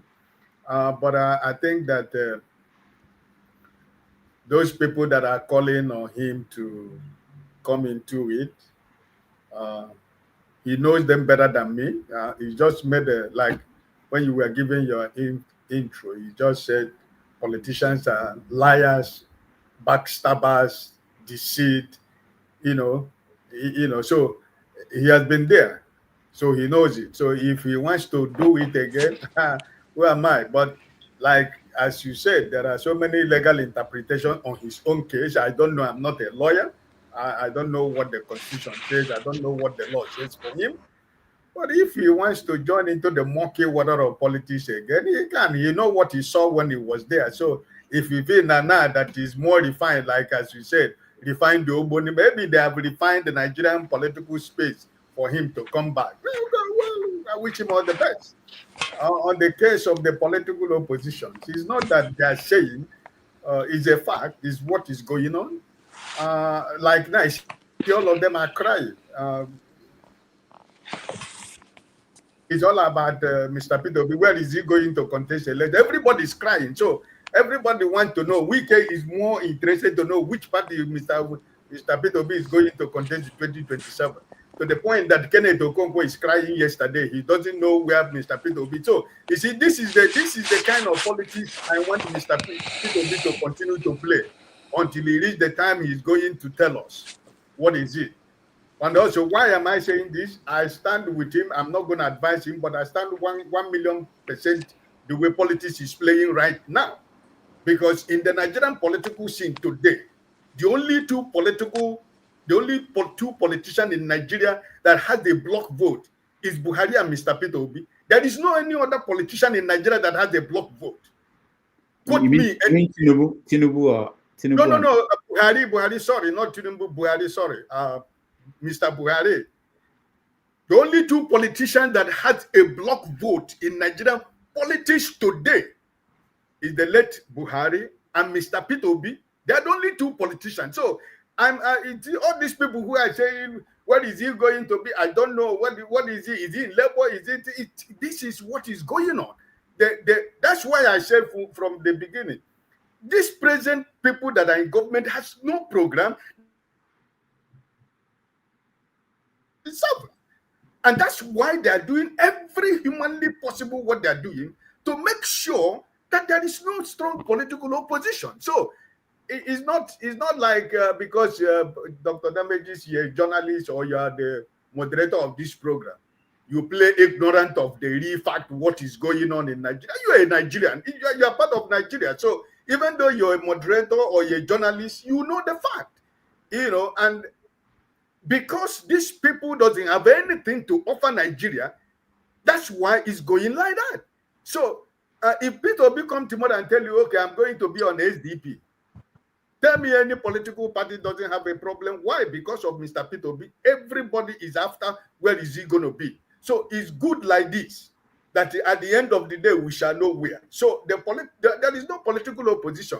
Look at what is going on in ADC. The same ADC we thought that is going to be the main opposition, right? Tomorrow somebody will come up and say that is the new chairman. And next week somebody will come and I'm the authentic secretary general. I'm the authentic publicity secretary general. So you can see what is going on. SDP, they have destroyed it already. So it's just the same thing.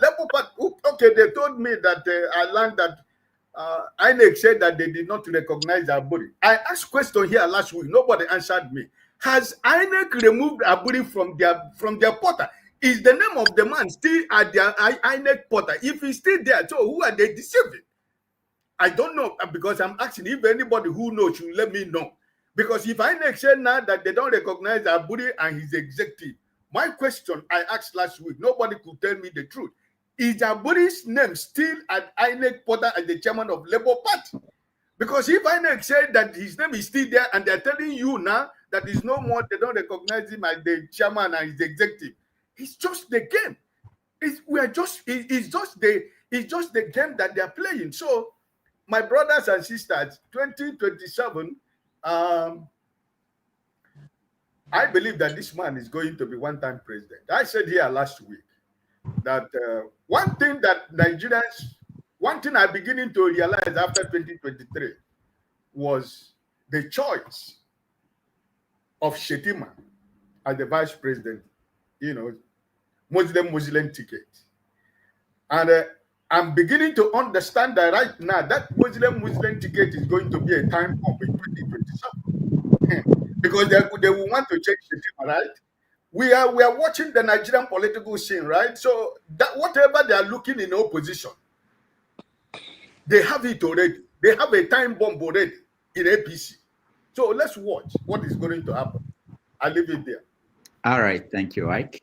Tony, your turn. Yeah, the political climate or situation in Nigeria in terms of looking to 2027 is very, very hazy. It's everybody is just mutating, nothing is clear as yet. But you see, what we see with Jonathan, my own understanding is the call for him to come and run. It's not based on any altruistic reason. Looking at the PDP, for instance, or looking at, North-South politics, it does appear to me that if there are constituencies that feel that if Jonathan runs and he succeeds, then the North is sure that after 4 years of his presidency, then they are sure that if it shifts it will shift to the North, because Jonathan cannot run, assuming he wins, he won't run again for another term. So that's for those who propose that, proponents of who look at it from that perspective, is to secure some sort of political mileage for the North. But again, there's also a catch there. If you look very carefully, it also seems like it's an attempt to split the vote of the South. So that if you have a scenario where Tinubu is running, let's say maybe Atiku picks up ADC, Jonathan takes PDP, and let's say Obi takes Labour or some other party. Then you have the votes of the South split, and that may provide an opportunity for the North to win. And there are others who also think that if you have this scenario played out, then opposition votes will be split, and that may create a chance for Ashwaju to win. So the situation is not clear, but it is sad that at this time, instead of facing squarely the challenge that the nation has, 2 years, before the election, we are just busy politicking and facing things that are not what we should at this time. Particularly when you take recourse to the various challenges that the nation is going through: security, food insecurity, unemployment, and out of school children, health challenges, and so on and so forth. So that's the calculation. Like Ike said, it may be that it's in line with that scenario, that will be very cautious. Even Atiku is cautious because none of them have picked up a DC ticket. Everybody is cautious, playing it safe, and holding their joker to themselves, because the ruling party is just right there, trying to see who goes where. And in the light of this accusation that the ruling party has been balkanizing every opposition, every party, anywhere. If you look at what has happened to what's happening to El-Rufai now, or what happened to Tambo, Malami was attacked. Even ADC, when they tried to put this whole thing together, it was difficult because every venue that they chose, they wanted to hold, their inaugural meeting, was made difficult for them to hold meetings. Recently, we have, ADC meeting that's supposed to take place in Lagos. The venue was sealed, and they can't hold it. So it does appear that the ruling party is making it very, very difficult for opposition to thrive. Yet, when they were in opposition, they did worse things, and nobody, the Jonathan government, Obasanjo government, left them. They weren't as, vicious in attacking the opposition as it is now. So our politics is gradually turning to something that is unhealthy. And I suspect that if we go this way, we're going to see worse days, not better things. Let me stop there. Thank you so much, Tony. Let's quickly hear from Anne Lechuku, KJ, and Ovie, and then we move to a different topic. Anne Lechuku, you're next. All right. I want to ask this question: do Nigerians really want a functional country? That's what every Nigerian should ask himself or us. Do we really want a functional country, a country that will work for all of us? Sentiments apart, that's what every Nigerian, home and abroad, should ask himself or herself. Now, Tinubu, in my opinion, and what is clear to any objective Nigerian, is physically and mentally incapable to lead Nigeria for another 4 years. He has wrecked Nigeria beyond where Buhari left it, from all indices. The guy has wrecked Nigeria. Question is, if Nigeria is a country, will you employ Tinubu to rule, to be the CEO of your company called Nigeria for another 4 years? Every Nigerian should objectively reason along this line. If the answer is yes, let him rule your country. Let him be the CEO of your company and make it profitable. Not possible. Now, on Jonathan, constitutionally, Jonathan is not eligible to run to be president again. Constitutionally. Why do you say that? Can you explain? Okay.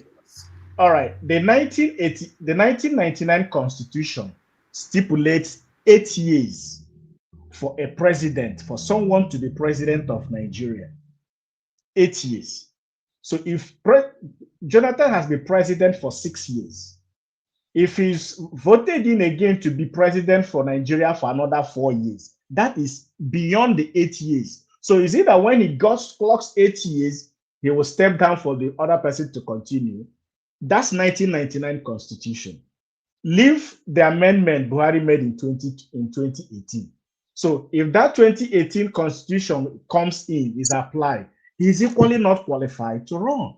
So 1999 Constitution alone bars him, makes him ineligible to run for presidency again, to be president of Nigeria again. Now again, assuming PDP is confused and is allowed Jonathan to, or any party whatsoever, to become the president, assuming he wins the election, I bet you that APC will take it away from him. It happened in Imo State. P2B lost the 2023 election at the court. Goodluck Jonathan, if he wins the election and for presidency in 2027, the court will take it away from him. So why should we waste our time, or him waste his time, to go through that? That's for it. Another question is, PDP, do they really want to win election? Do they really want to get back to power? Not just to be in power for whatever say, but actually be in power. We have seen APC for 8 years. Does PDP want to get back to power? If they do, there are only one thing they should do. It's as simple as whatever way and means they can do it. If it's by consensus, or every other person stepping down as Tabuwa did for Atiku in PDP Congress the other time, although we can run, make all efforts to let P2B have their tickets. There are two factors. Right now, in Nigeria today, beside APC that is hoodwinking everybody, the only party that has a structure, leave the structure of criminality that every one of us know about, the only party that has a structure nationwide to win election is PDP. ADC is wasting their time. PDP is the only party that has a structure to win election in 2027. All they need is a candidate who has mass appeal, and P2B has it. So it should be a symbiotic relationship between P2B and APC and PDP. Then 2027 will be a fait accompli. So if they will be able to get this done, all they need is clean their house, strategize, because this is about strategy right now, for them to have the way out. Now, Atiku and Amechi can go ahead and have the ticket for ADC, because that's actually what is going to boil down to. Labour Party, to me, is even better, is a better political platform than ADC. It still has a national structure and sentiments of Nigeria. ADC does not have it. The only capital ADC has is it's a political party. If P2B joins them, it becomes it. Atiku will not do much with ADC. Atiku's name alone will not do much with ADC, except if P2B comes in to win. So there are two structures here: the political structure and the mass appeal structure that Nigerians have on P2B.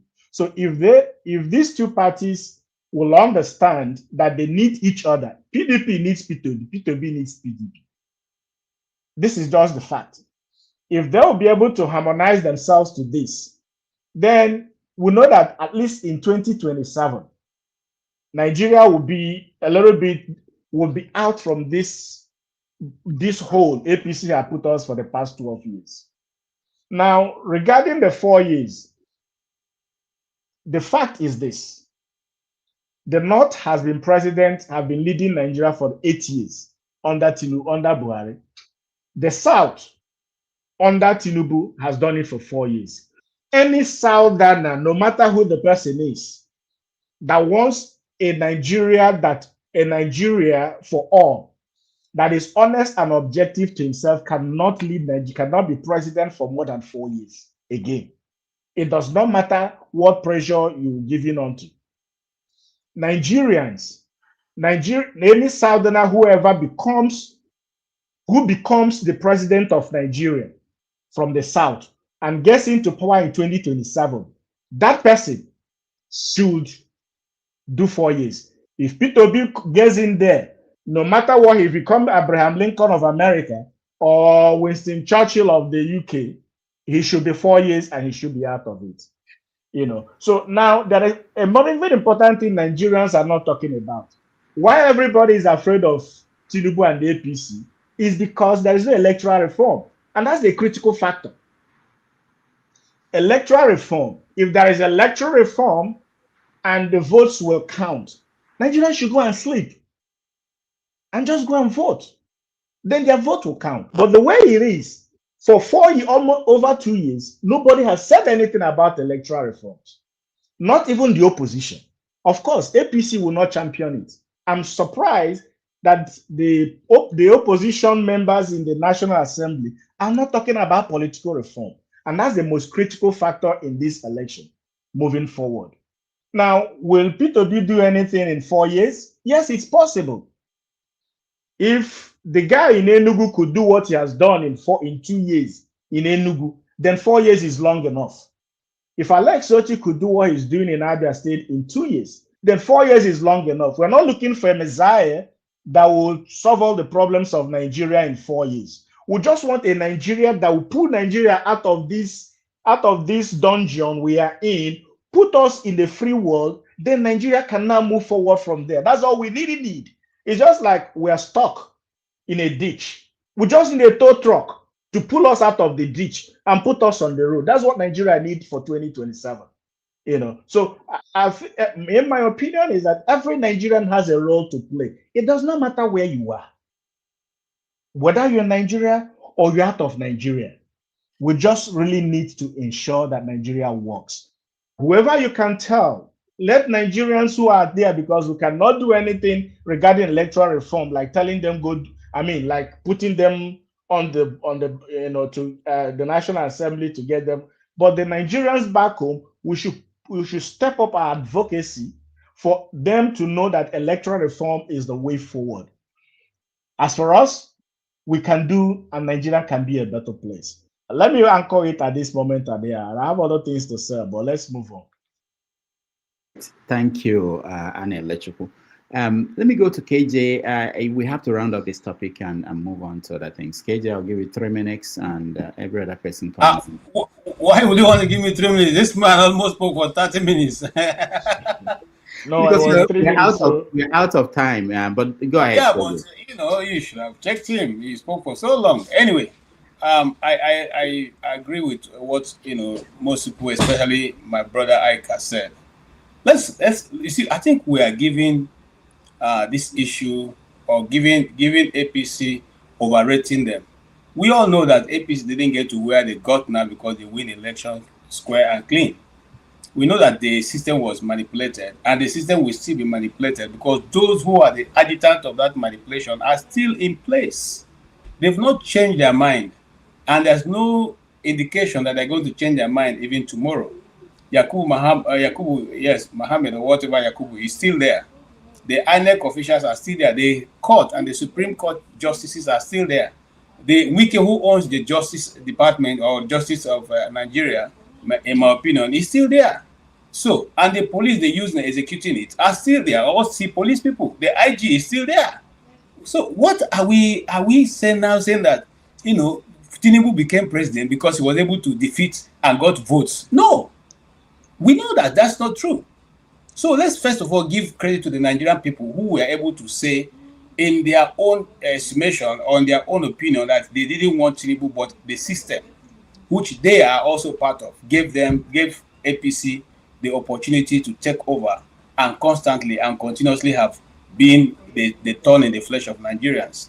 Have the system changed? No. Have there been electoral reform? No. Have even the National Assembly taken, time to look at even trying to at least say, you know what, PVC will work this time? No. PVC, in fact, right now they've even gone backwards, saying that you don't even need the PVC to vote now. As long as you can find your way to the voting, this thing, you will vote.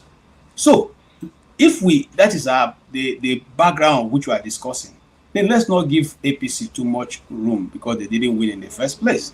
Secondly, those who are saying, if I were Obi, these are the things I've been looking at, because like someone said, even if Obi wins, they will still have the authority of state to take it away from him.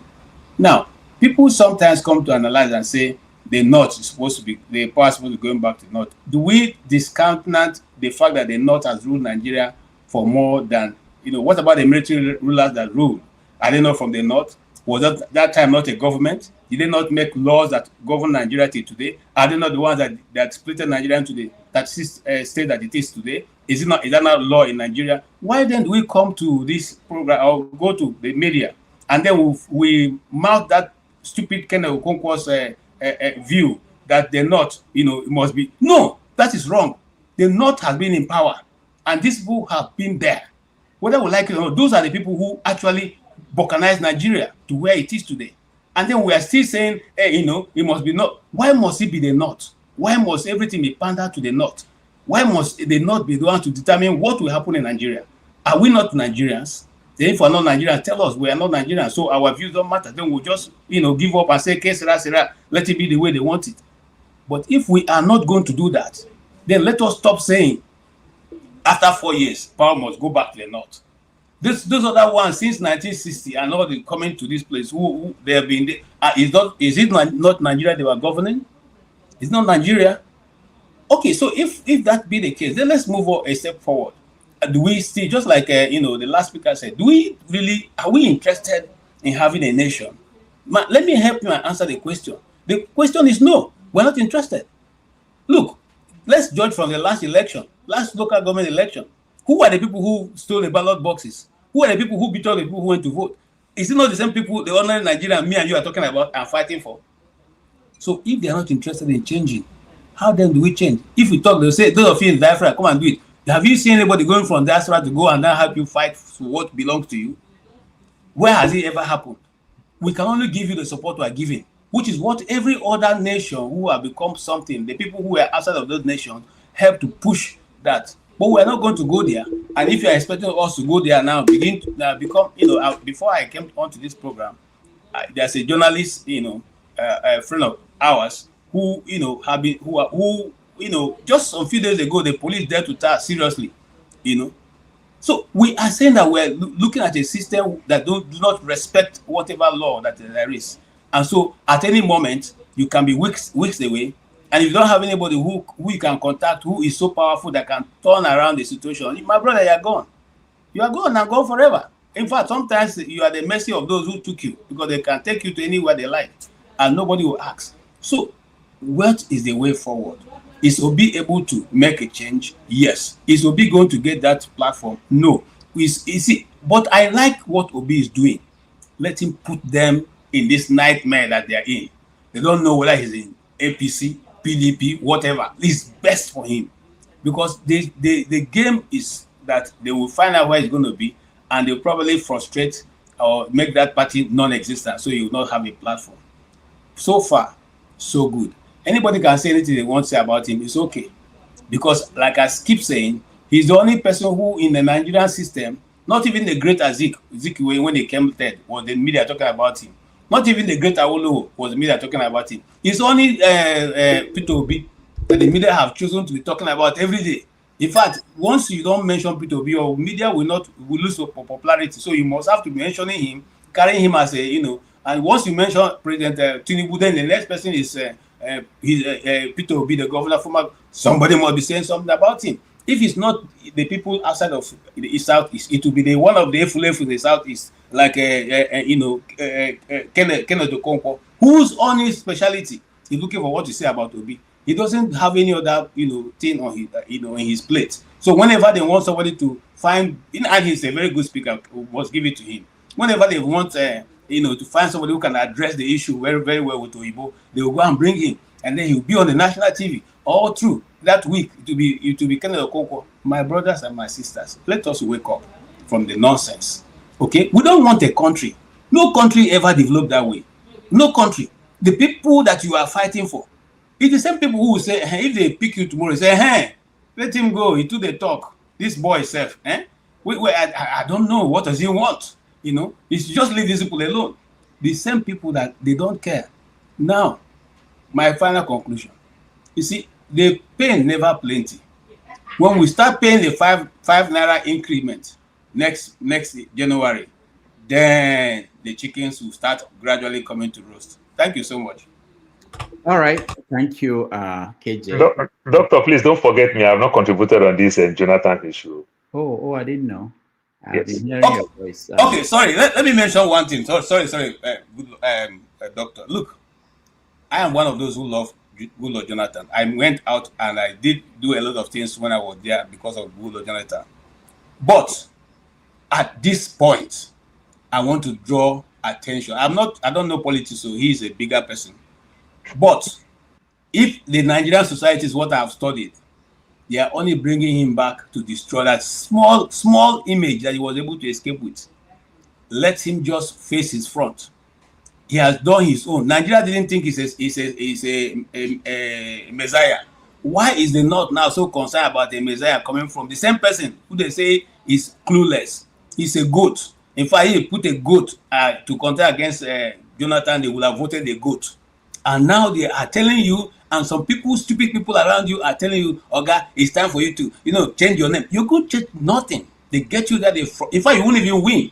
It's just like what they did to Ojukwu when he came back in 1993, and then they say, contest for presidency, we'll vote you. It is the same North that drawn Ojukwu to go and contest. Okay? And he didn't get it. In fact, they told him, contest for Senate. It's not the same North that also made sure he didn't win, even Anambra State didn't win Senate seat. Let us be warned. Let's learn a lesson. My brother, the name you have made, Jonathan Goodluck, across the globe is good enough. It's more than any presidency. Just like Emeka Anyoku, who finished service and didn't come back to go and contest anything. He relaxed until today. He has his name intact. Go and relax, brother. Go and relax. Thank you. All right. Thank you so much. We have to cut the time. Ovie, you're next. Hallelujah. Where was it? Tinubu traveling in Abia? No, we are now in Jonathan. We're talking about Jonathan and the opposition. How would they win? How would they? Oh, yeah. Let's marry them together. All right. The difference between we the illiterates and the sophisticated, educated people is that if we the illiterates identify problem, we look for solution, and we take care of it. We not to get too much vocabulary to the analyze stuff, right? When we notice our governors for Edo State, they travel abroad from Houston to New York to Italy to everywhere, we elect the village man who probably does not have a passport. That problem solved. Who not come here every year, they argue. President, they travel. Tinubu, they travel. Tinubu, they travel. According to Mr. James, stop electing anybody that went to Chatham House. Problem solved. If you elect Obi, he will do the same. If you elect any one of these people, they will always travel. Why? Because the economy of the country belongs to their friends outside. So if a president go outside, he's not going outside because he has to. It is a responsibility he has to undertake. The Nigerian economy is foreign. But most importantly, we are a colony of USAID. With the shares in Tinubu travel, USAID don't give us $32.5 million to share for the less privilege. As we they speak so, before the man take off, they take the delivery of $32.5 million from USAID because it's coming directly from State Departments. Are there USAID there now? Una dey let Tinubu dey travel. Where you go before? How much you give them? Where you go your village? What is your village? What do you contribute? Where you go in our village? So when they argue about things, we as if they deceive ourselves. we they like because we get too much Oyibo for our mouth. We know they analyze, okay, who in the visit, who they visit and who they contribute. Those are the things, but no, in the travel. So, but anyway, as I said, there's a clear difference between the illiterates and the educated ones. Yeah, I mean, it's very clear at this point. It's very obvious. Jonathan, I think I don't understand also. This for me a noise. Why am I saying who is Jonathan? Jonathan, somebody will be as a they elect as a deputy governor in your fuck up, they elevate him to governor. Because Obasanjo no like what be the former governor Peter Odili, Bori and the rest uncle. They had to carry Goodluck to be running mates to Yaradua. My hand pick Obasanjo and pick up. God won't help Goodluck Jonathan. Again in Yoga, he died this time around. And there was a back and forth. The cabas at that time no one allowed the guy to assume more office as a president. The whole Nigeria pretty much has to come together, powered by USAID, to make sure that the man become president. That machine, that USAID, way they power that Nigeria hangar, was still follow Goodluck enter when he contested as a president. He was elected. But again, we forget, saying I see the same USAID power Nigeria collectively take the man out. Why? Because he committed a crime that anybody will commit that crime, no, they succeed, no, they survive. Either assassinate them or want to go happen to them, which is pivoting away from the Western economy to wherever you want to take them to. That's the crime of Goodluck Jonathan. Everybody where they work with her and they already just turned their way to the USAID program, or the IMF or whatever. They say, come, if we allow this guy, Nigeria will be free economically. Again, they power the whole Nigeria against and they come out. So waiting make una day, they won't bring the man come back. When Tinubu is doing more than expected of him in terms of making sure the investors are doing well. So when would they say West, they then get economy in America? We are not talking about collectively, the individual, the capitalist, not business. This is about money.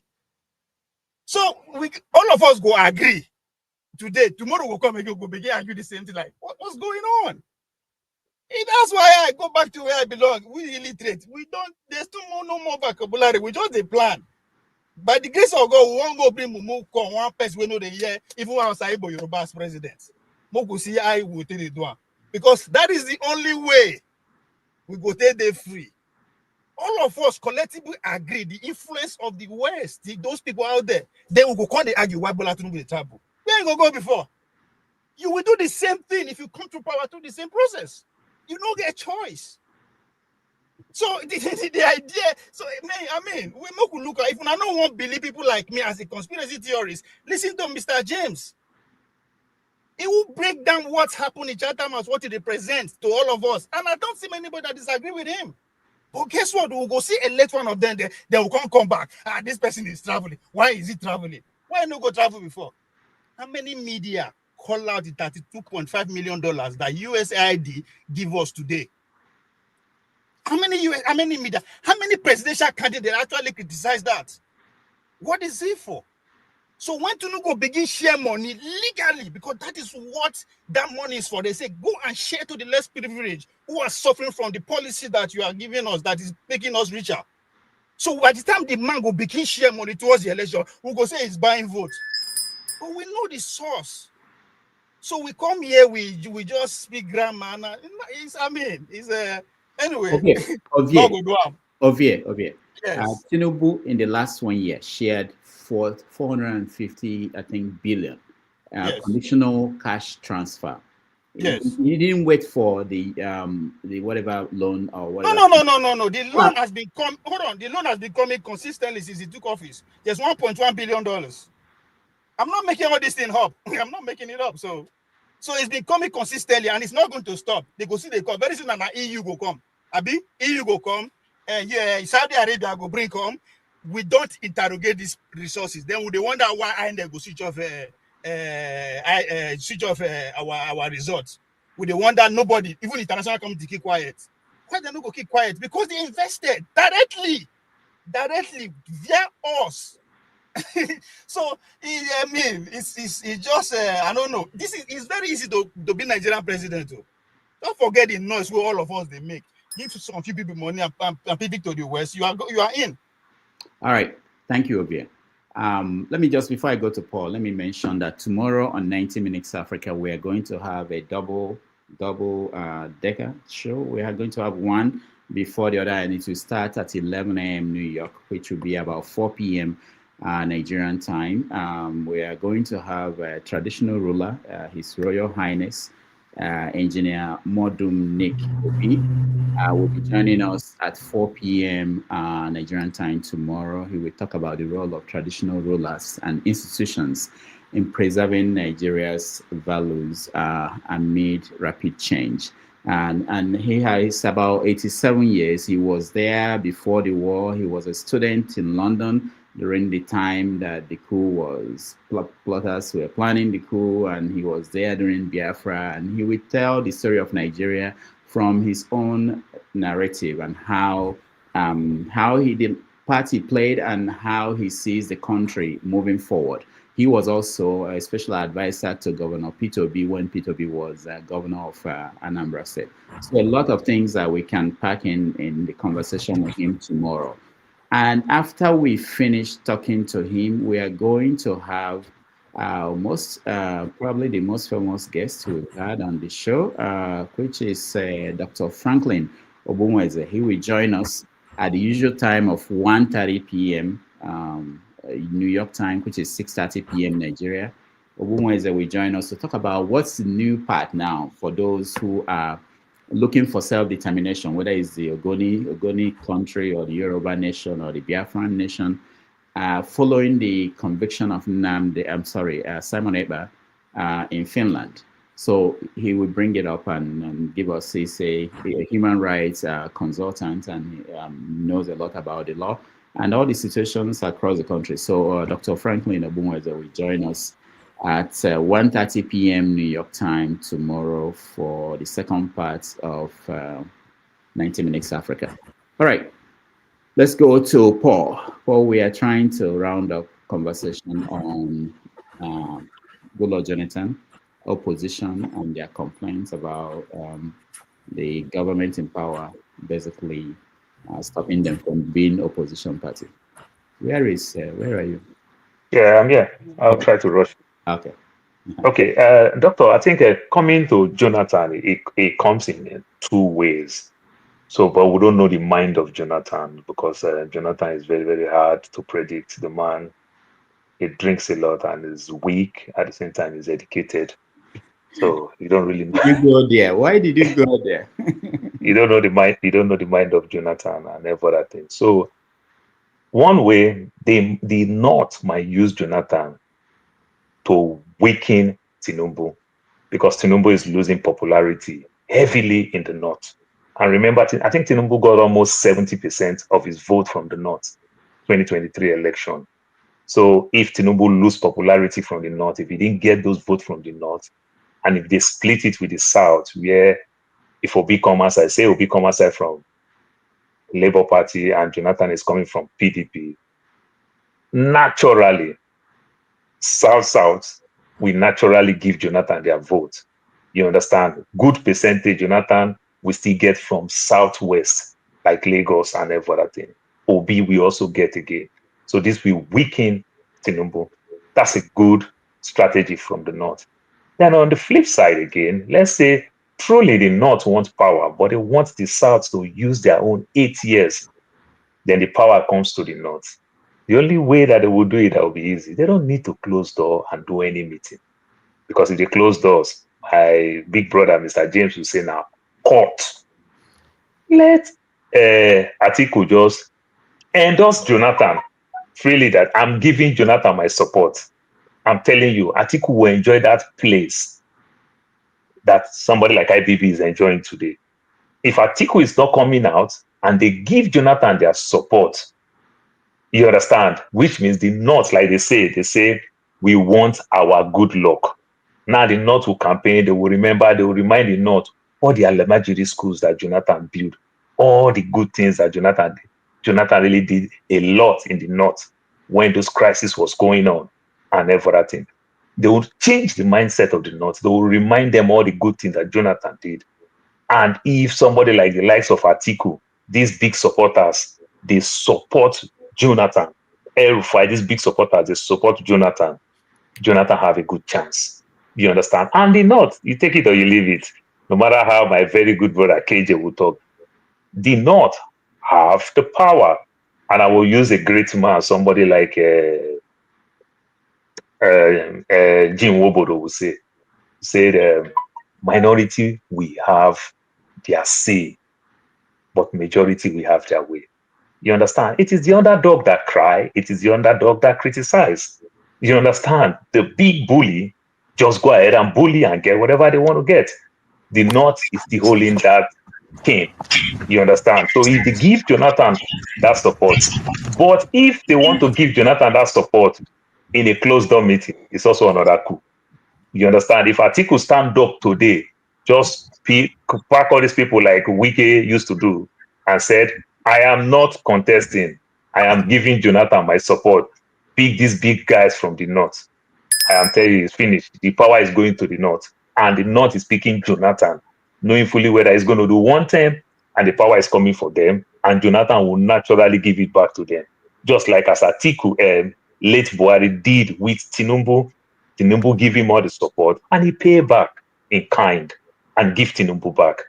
That's a good one for Jonathan. But if they want to bring Jonathan just to weaken Tinubu's vote so that Atiku will win, that may also be another strategy. So Jonathan might come out knowing fully whether he's going to lose, but want to punish Tinubu. That may also make sense. You understand? That may also make sense that let me come out so that Tinubu will lose good percentage. Why Tinubu is pushing around South, you understand? Places like River State, Edo State, Delta State, and the likes. Because he needs their vote. If Jonathan comes, all those things that he's doing, he will lose it. You understand? So Jonathan might know fully whether I'm going to lose this election, but I want to punish this man, Moses. It's also another good thing again. But it's called politics. That's my take for now.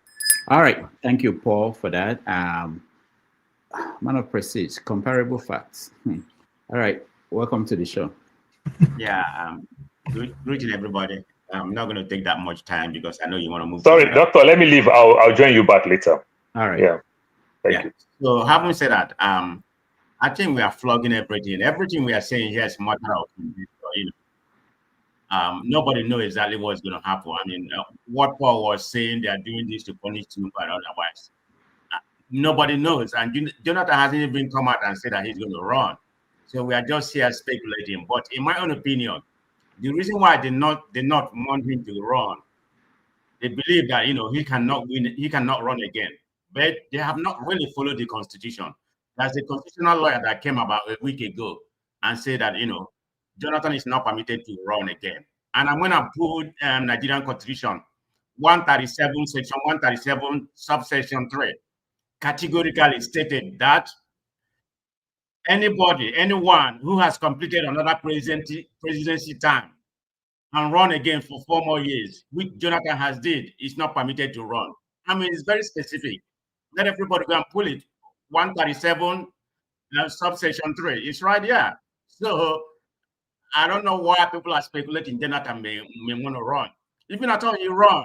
Like I think the guy that was speaking earlier, and Nechuku that said, yeah, Tinubu may use it in the court and win by, because Jonathan constitutionally is not supposed to run. He already had about 5 to 6 years in the office. Like I said, the Constitution properly stated. Comparable fact. There's a court ruling that says that Jonathan is qualified to run. It has not been appealed. Which court ruling? That's the High Court of Bayelsa State ruled many years, almost 4 years ago, that he is. No. Jonathan was supposed I'm telling you what is available. He said no. I'm not quoting where is that? Only a court of competent jurisdiction can make a pronouncement on that. No court has made that pronouncement. You can't say that Jonathan can't run. You just can't say. Only the court can resolve that.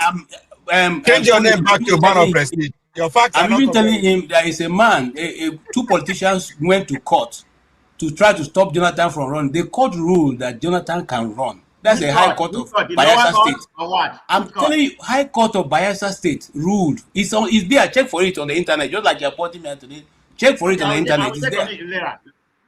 Change your name to Uncomparable Facts. All right, finish up, man of President. Yeah, let me just go ahead and wrap up. Let us take on this Jonathan's topic. I mean, like I was saying, the reason why they not want him to run because they probably doubt Obi, statement that he was only going to run for what, how they are skeptical when it comes to politics. That Obi, even like Buhari say, you're only going to run one time. We know what happened. So they're probably thinking that Obi, has the right. He's going to try to run again. If he wins. So that's probably where they have their permutation going. Say maybe we want Jonathan, but Jonathan has not actually come out to run. So I'm just reading. Okay, I'm just reading from what I read from Nigerian Constitution. It's very specific there. Anybody can go and do it, but that's how I feel about it. Until he come out and say he's going to run, then we can go from there. Thank you. All right, comparable facts. Thank you. Jide, 3 minutes. Okay. I don't know if greetings to everyone. And first of all, greetings to everyone, my fellow panelists, and Dr. Damage. It's good to see you. Nice to see you. And everyone listening. So yeah, like for me, like either way, either it is Goodluck Jonathan that they want to consider to run for next election or the current administration, nothing is going to change. Nothing is going to change. I mean, Goodluck Jonathan was not. I don't know if someone mentioned it. Maybe I did. Maybe I had it. I misheard it or something. But the idea that Goodluck Jonathan, is going to actually free Nigeria from economic slavery from the West, that's actually not going to happen because he was also a puppet. I think it's not very clear. You see, when he was in power, it's not very clear why. It's still not very clear because transparency in the Nigerian government is what it is. But it's not very clear why they had to target and orchestrate a regime change operation through funding and backing and supporting the APC leadership to take power from Goodluck Jonathan's PDP. But it's still not very, up to now, it's still not very clear. But it was definitely a Western puppet. I don't want to go into the details because Dr. Damages has given me 3 minutes. But what I would say is that when they killed Gaddafi, just one example, and everyone can think about it. It was among the first, if I'm not wrong, unless if I'm wrong, someone can fast check me. But it was among the first to actually commend, Western leaders. I may be wrong on this, but like I said, anyone can fact check me. To commend Western leaders for the assassination of Muammar Gaddafi to bring Western democracy to Libya. Look at Libya today. He actually praised them, and he was not even rest. Even when Ugandan leader and other African leaders were going to Libya to bring peace, and NATO sent them away. Goodluck Jonathan was praising NATO Western leaders for assassinating Gaddafi and causing destabilization because they're trying to spread Western democracy. But I'll stop this. I have just 3 minutes. I'll talk later. Thank you. All right. Thank you so much, Jide. What we're going to do now, we are going to rant. I'll give everybody, because we are out of time, about 30 minutes. So I'll give everybody 2 minutes to rant on any topic that you feel passionate about. And then, but before we do that, you guys talked about Jonathan. And I just remembered when Jonathan was president, if anybody should support Jonathan coming back, I should be the one, because after he left, my career went down the drain. And I remembered Jonathan, and I wanted to play this video as a reminder of those good days. It is a gathering that brought most activities in the Ethiopian capital Addis Ababa to a halt, as it was not your ordinary assembly. 54 heads of state and government to celebrate the 50th anniversary of the founding of the Organization of African Unity.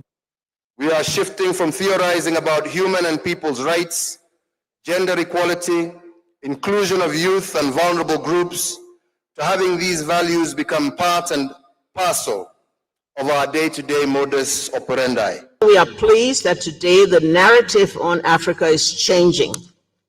Africa Rising has replaced Africa Domed. The next speaker to address this 50th anniversary of the founding of the AU is Executive President of the Federal Republic of Nigeria, a charter member of the Organization of African Unity, President Goodluck Jonathan.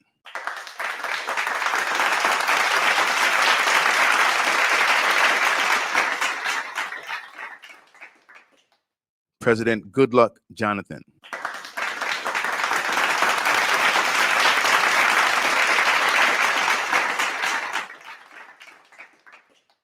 President Goodluck Jonathan. Sitting in the toilet, stupid Buhari. Sitting in the toilet, stupid Amechi. Sitting in the toilet, Bola Tinubu. Sitting in the toilet. Yes. Mr. Ababio. Mr. Ababio, I said you are stupid. You are incompetent. How can't you rig an election of 35 governors, only 35 governors? If you can't do that, how can you rig an election of 170 million Nigerians? Why? How? Who is that? Hold on, Ababio. Who is that? Who is bothering me in the toilet? Mr. President, the African Union waiting for you to address them. Let them wait. I am handling important business here. Let them wait. These people, these assistants. Sir, should we ask for another time slot? Why will you do such a stupid thing? Do I look like I want to come and talk to them? Do I look like I want to talk to them? Oh, well, sir, if the Nigerian people hear that you missed your speaking slot, it'll be embarrassing. I don't give a damn. I don't give a damn. Sitting in the toilet, stupid Buhari. Sitting in the toilet, stupid Amechi. Sitting in the toilet, Bola Tinubu. Sitting in the toilets. So, Ababio, have I told you that you are stupid? Have I told you that you are stupid, Ababio? You are incompetent. You are a silly, hideous, second-class clown. Character that your family should be ashamed of you. Sir, who are you talking to? Hey, this woman, leave me alone. I'm talking to the toilet bowl. He is just like a toilet bowl, full of shit. Sir, I'll go and tell the media that you're having a meeting on the sideline and that's why you didn't show up for your meet. Hey, that is not correct. You know it is not correct. I know it is not correct. That is not correct. Sir, I just don't want Nigeria's name soiled by this incident. Nonsense. My name is Goodluck Jonathan. And I bring good luck to Nigeria. Nothing but good luck. Nonsense. Sitting in the toilet, stupid Buhari. Sitting in the toilet, stupid Amechi. Sitting in the toilet, Bola Tinubu. Sitting in the toilet. Ababio. I did not say you should go, Ababio. Am I supposed to give you a job and teach you how to do your job, Ababio? Am I? Wait, Ababio, wait. I am getting another call. Wait. Ababio, it's my wife. Patience, I will talk to you. Okay, bye-bye. Yes. Yes, my wife. Yes, my darling wife. How are you today? Yes. He said, oh, the stupid man, you want him suspended? Oh, of course, he's suspended. Call Anini. Yeah, he's suspended. That anything the first lady, anything the first lady wants, the first lady gets it. Yes, thank you, madam. Thank you, first lady. Yes, thank you. After God is the government, after the government is you, Joe. You got that right. Sitting in the toilet, stupid Buhari. Sitting in the toilet, stupid Amechi. Sitting in the toilet, stupid Bola Tinubu. Sitting in the toilet. Flush.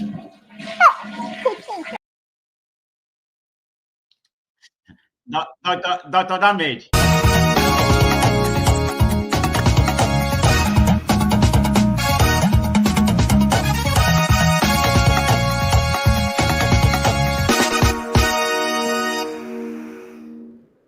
All right. Dr. Damage. Just a minute. Look can be deceiving. Looking at you, nobody can father that you can play such a satire, you know. But before I go, let me apologize to KJ. KJ is right. The Court of Appeal in Bayelsa ruled that Jonathan is free to contest again because the 2018 Constitution, the 2018 amendment cannot retroactive apply to him. That so you're right, KJ. All right, Dr. Ramage, make I explore the response to GD as in they've shared to to respond to me directly. Yes, you heard wrong because I said USAID powered Nigerian people to bring Goodluck to power. Now then see power Nigeria to take him out. Now you have to put, that's why it's very important to put dates when we talk about history, right? When Yaradua died, 2010, when Goodluck again contested for election the following year, 2011, when Gaddafi was assassinated, 2011, what do you expect? No, all our politics. I wasn't disagreeing with you. I was just directly talking. No, actually, I wasn't picking on you at all. When our sister became Opel chairman, if you remember, the former minister of that's pretty much where his problem started. Diezani, right? At that point, he was regulating the flow of oil against the organs. So that's why they went against him. All right, thank you so much. Let's do the rant. Dameji, your job no finish. You are just scared. You are scared of Buhari there. You are scared of Tinubu. No, my job is done. From coming to Nigeria. So Goodluck was free, So No, it wasn't that. All right, thank you. So we are going to rant. I'll give everybody. We have about 24 minutes. I'll give everybody 3 minutes max. So let me start with Mr. James.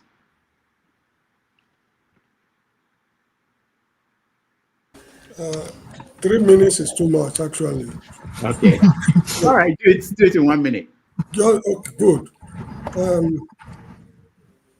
To sum it all, I think we need a new political dispensation. There's no need for 2027 election. That's number one. Then, lastly, somebody should tell Governor, is it Okpevolo or so of those states? His Excellency, Okpevolo. He has not excelled in anything. He promised D7, call him D7, D7. Excuse me, he promised the people insecurity. Did he excel? No, he promised insecurity. Please, yes. don't you are misquoting. He promised insecurity. Yes, okay, please. I have just 1 minute. People should tell him to stop demolishing people's houses. If he wants to, he should start with the Ogboni fraternity building at Yaro.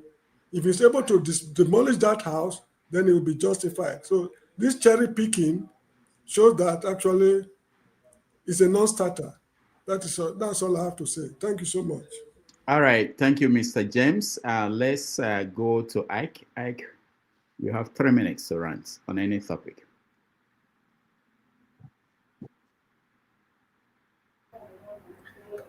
They no born Okpobolo well, make you go demolish that house. No be format in the talker.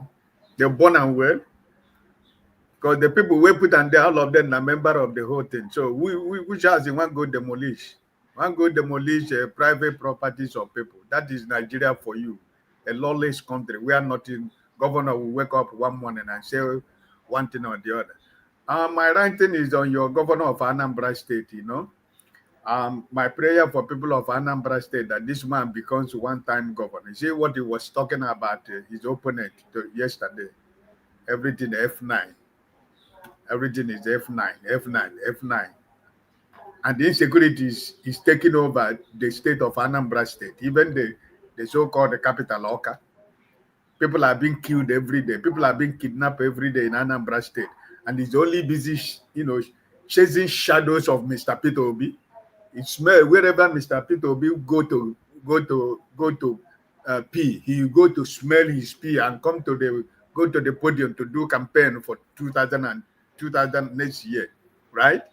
So I'm just watching the people of Anambra State to see what they're going to do. Because this man, he is a total disappointment to every honest and sincere Igbo man. It's not about politics. It's not about who you love or who you don't care for. But this is a guy everybody was having a high hope of what we expect from Soludo. But he has just become a joke. He's a jester, So listen, it's sad that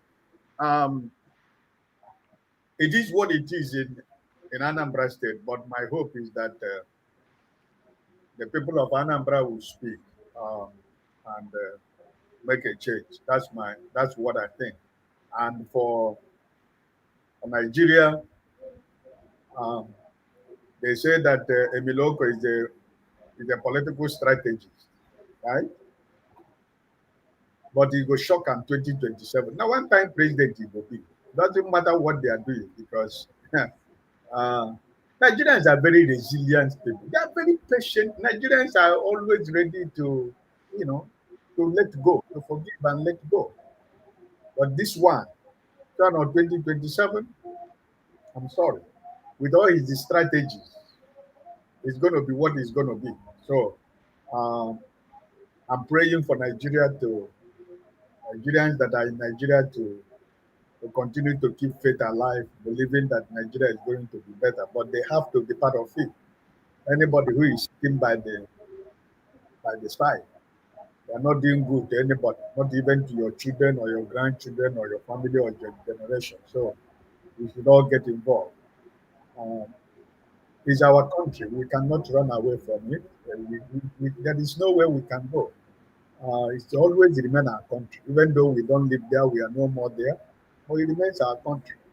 So my hope is that Nigerians will stand up for their right and stand up to do the right thing and continue to hold this government accountable to whatever they are doing. Outside that, the best of the weekend for all of us. All right. Thank you, Ike. Let's get Tony. The next 3 minutes. Yes, I won't take up to 3 minutes. For me, I think that the worst president that we have ever had is not Tinubu but Buhari. Apart from the disaster which he fostered on the country from top to bottom, he presided over the worst election that we have ever had, worse than that of Iwu. He had all the instruments of power and authority to ensure that this election was not rigged. He didn't discipline. He was not strong in emphasizing that anybody who does anything untoward will be punished. And when he saw things going wrong, going all right, he did nothing. If he had taken the appropriate steps, we wouldn't have the nonsense that we are having here in the country today. And so I'm not surprised that when he died, before he died, he asked Nigerians to forgive him because I think he knew that what he did was a disaster. And I hope that God will forgive him. But you see, when he died, his own people were celebrating in the north. Because, I mean, clearly, if he did what he was supposed to do and to ensure that there's electoral justice and fairness, we won't have this nonsense that we're all now brainstorming, seeing how we can get things right. I stop there. Thank you. All right. Thank you so much, Tony. KJ, you're next. Thank you so much. I don't know whether to accept that Buhari died now or died before. Because I had a little experience with the military, and some of them would tell you that Buhari as a military officer will never have been able to stand while those things happen. But I'm just waiting to see how long his wife will wait before she put out her book for all Nigerians to read. Now, those of us who are giving Tinubu, we seem to undermine this individual who is sitting on this throne. You see, the fish starts getting rotten from the head, not from the bottom. So whatever is being displayed right now in Nigeria is what is actually in the head. We have a man in government, my own, this is my assumption, who don't know his family, who don't know where he's from, who don't know where he's in Nigeria or not.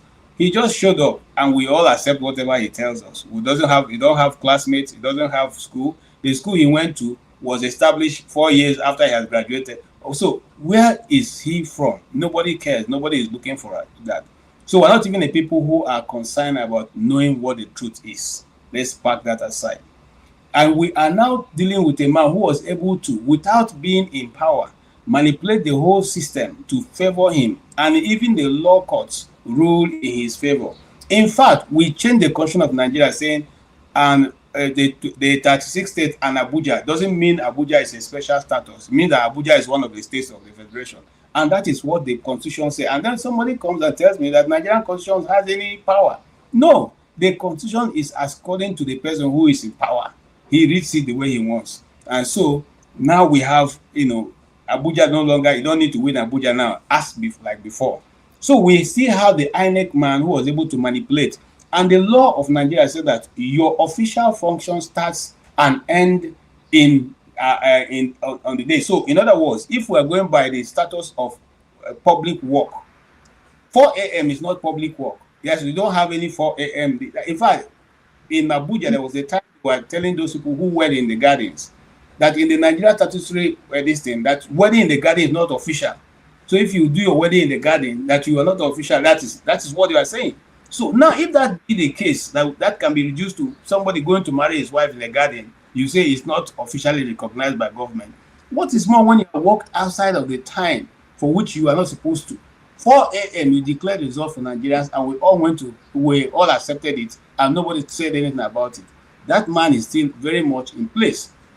The person who wreaked havoc in the Nigerian judiciary more than any other person in the history of Nigeria, Wike, he still has the judiciary in his pocket. He's still there, acting very well. In fact, he's now known as the mayor of Abuja because he moves with the mayor status. So, is he going to fold his hand and wait? No. Then, yes, see, he has the army, the police, those instruments of power and coercion are still within his authority, and he's using it the way he wants.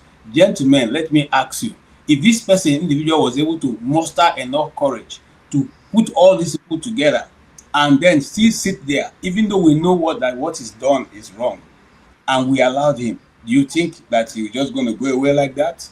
No. So let's not give him too much credit. The Nigerian people didn't vote him, but the powers that be put him there. Those powers that be are still there, and he's answerable to them. And that is why you and I can't even ask what is he going to do in France. And he has gone to France. This is about the 8th time or the 9th time he has gone to France since he started his presidency in less than 2 years. So, question B, is France part of Nigeria now? No. Okay, so whatever he said he's going to do, has he been able to achieve anyone? No.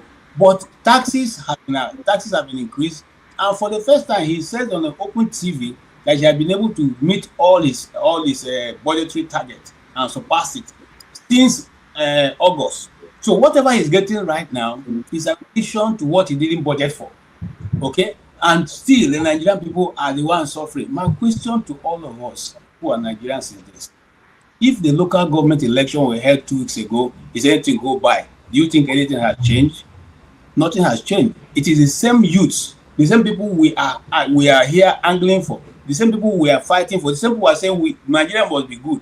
They are the same people who went out to beat, to destroy, and to chase everybody away who was not supporting APC, and they are still ready to do it tomorrow, just for a morsel of bread, and they will still do it again. Thank you very much. Let's not give too much, don't put your hope too far. As you see me, so I don't put my hope too far at all. It's going to still be the same thing. Thank you. All right, KJ, thank you so much. Ovie, you are next. Yes, Mr. James, thank you for highlighting for the criticism of Paolo's policy or the way he's carrying out that policy. I mean, that's how educated people, highlight problem or provide a solution.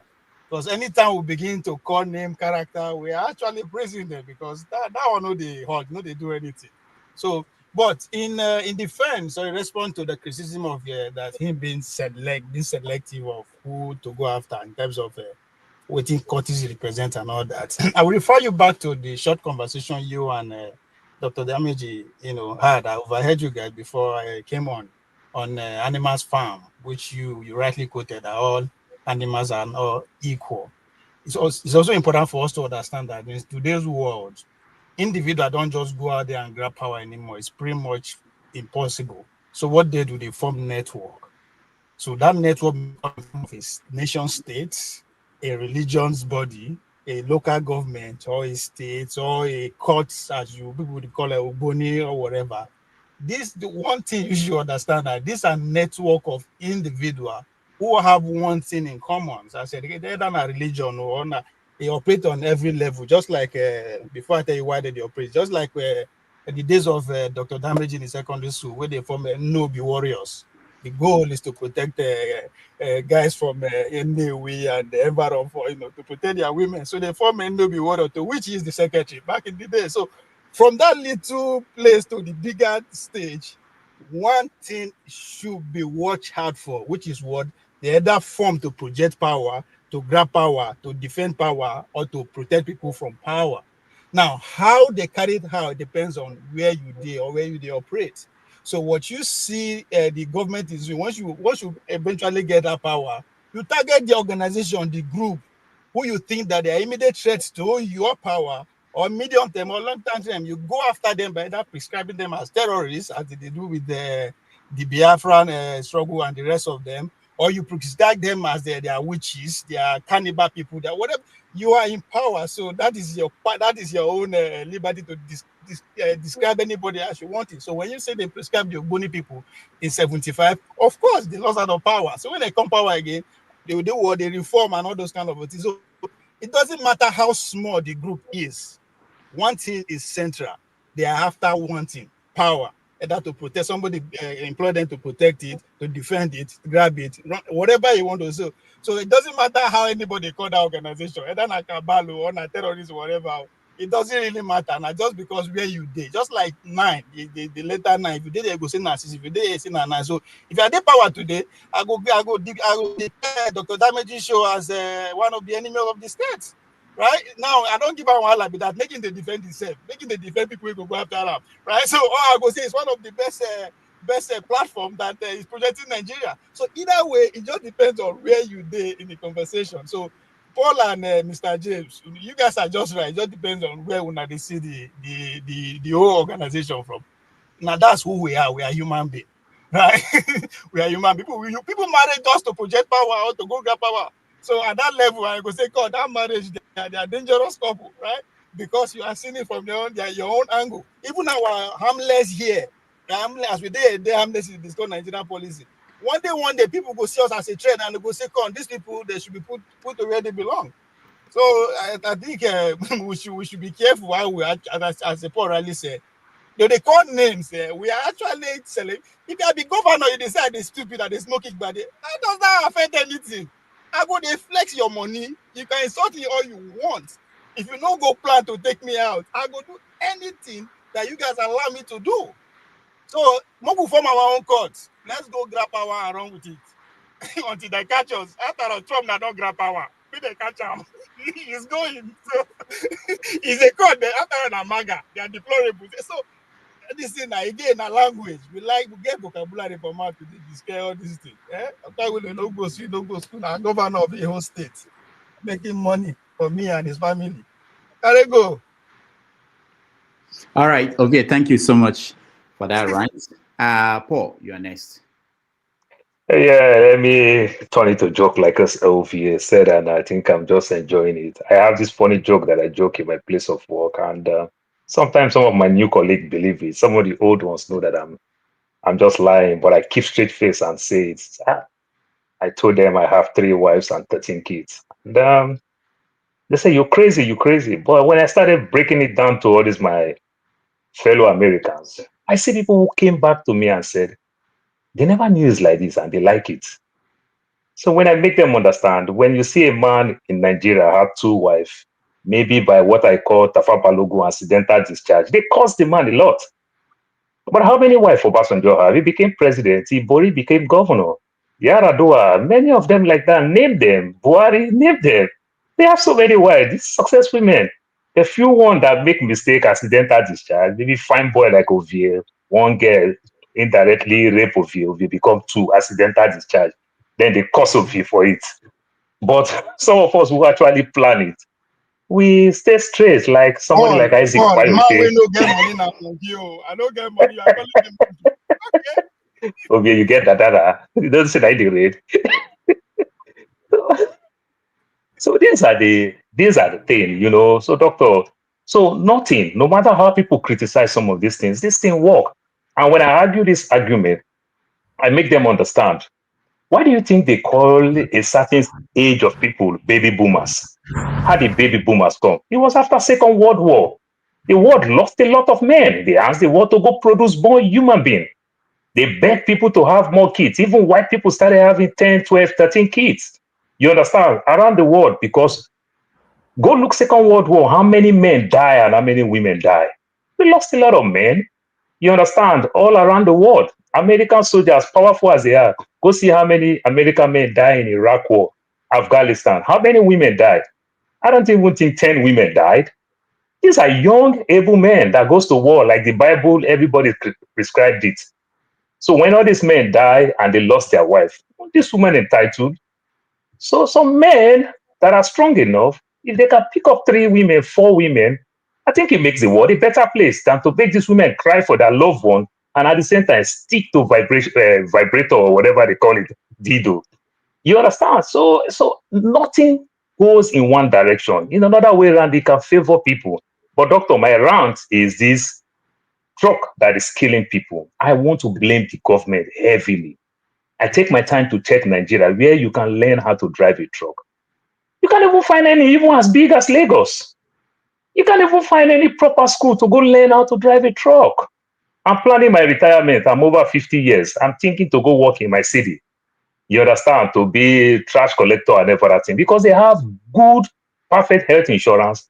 Plus, they also have pension. So if I can get my social security plus pension when I retire, it favor me. And what goes with old age is called bad health. So that's why I want to join things that I can get fantastic health insurance to take care of myself and in turn again also get benefits. You need to see the requirement. You need to see different type of truck, the requirement, how you go to learn all these things. If government did not put all these things in place in Nigeria, we can't just single-handedly stand up and blame one man called Aliko Dangote. I think the government keeps failing us. Our community keeps failing us. We cannot run a nation like this. That's why the government is so ashamed to even punish Dangote. Because on their own part, they failed tremendously. The business of government is to create an enabling environment for business to strive. So if the government didn't do that and Dangote in turn is paying his taxes, I didn't want to blame him. The road is not motorable. We cannot run a nation like this and we cannot live like this as a people to do everything in one direction. Let the world a better place. A man wronged 2 women and it's very, very painful. I like him on that aspect called President Donald Trump. He left his first wife because he liked another woman. He left the other woman because he liked another woman. If they are practicing the Nigerian constitution, probably Trump would have married, keep those wives and everything. Maybe his first wife would have still been alive today. You understand? But the law of bigamy only allowed him to stay with one woman. So he punished other women. Can't continue like this. So let's open up the world. Let things flow in both directions. We cannot be a monolithic people all our life. You understand? If people make mistakes, punish them, but don't punish the whole organization because you don't believe in that ideology. Calculate how many American soldiers that died, young men, and lose their wife, but nobody will marry them. The oldest and the most longest viable business in mankind is prostitution. It's only women that do it. Still, there are still scarcity. Men have a lot, the women don't have men. Yeah, among us as men too. Very many of us are weak men. Like my father, who had a lot of money, married only one wife. My mother started going on Mugo here and there, here and there.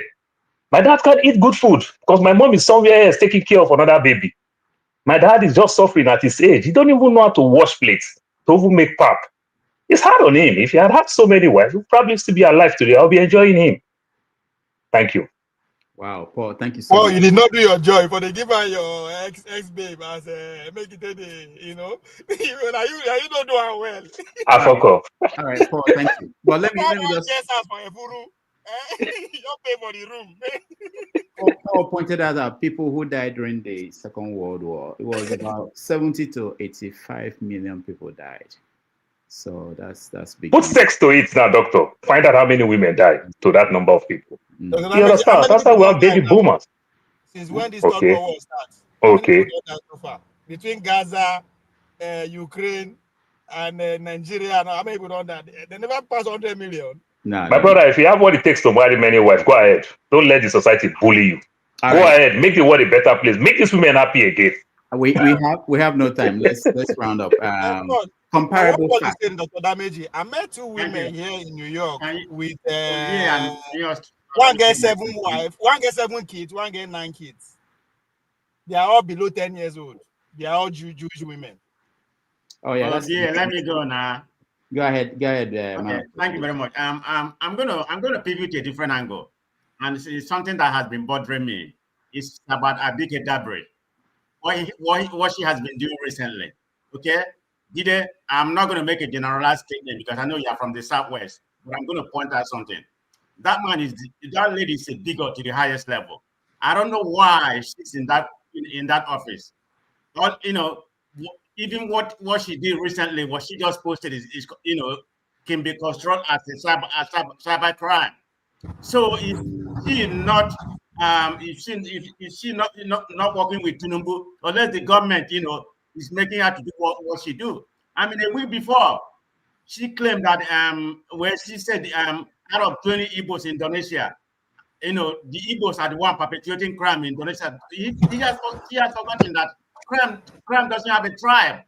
I mean, you may have more Igbos and more Yoruba in Biafra, other tribes commit crime, but it's not a lot of them. It's just like maybe 10 to 1. So that's why you have more Yoruba and more Igbo committing crime, in Biafra. But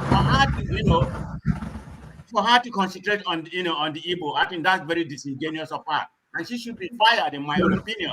If you look at what's going on in Saudi Arabia, go and look at the people in death row in Saudi Arabia. It's mostly the Southwest. That she didn't say anything about that, but she only concentrated about the one in Indonesia. That's why she concentrated. If I might point something, look at who am I to say? I'm just trying to say it's very equal. So I'm not, but I'm only going to concentrate on Southwest. Who is the highest that we have ever come out of Nigeria? Is it not from is it not from Southwest?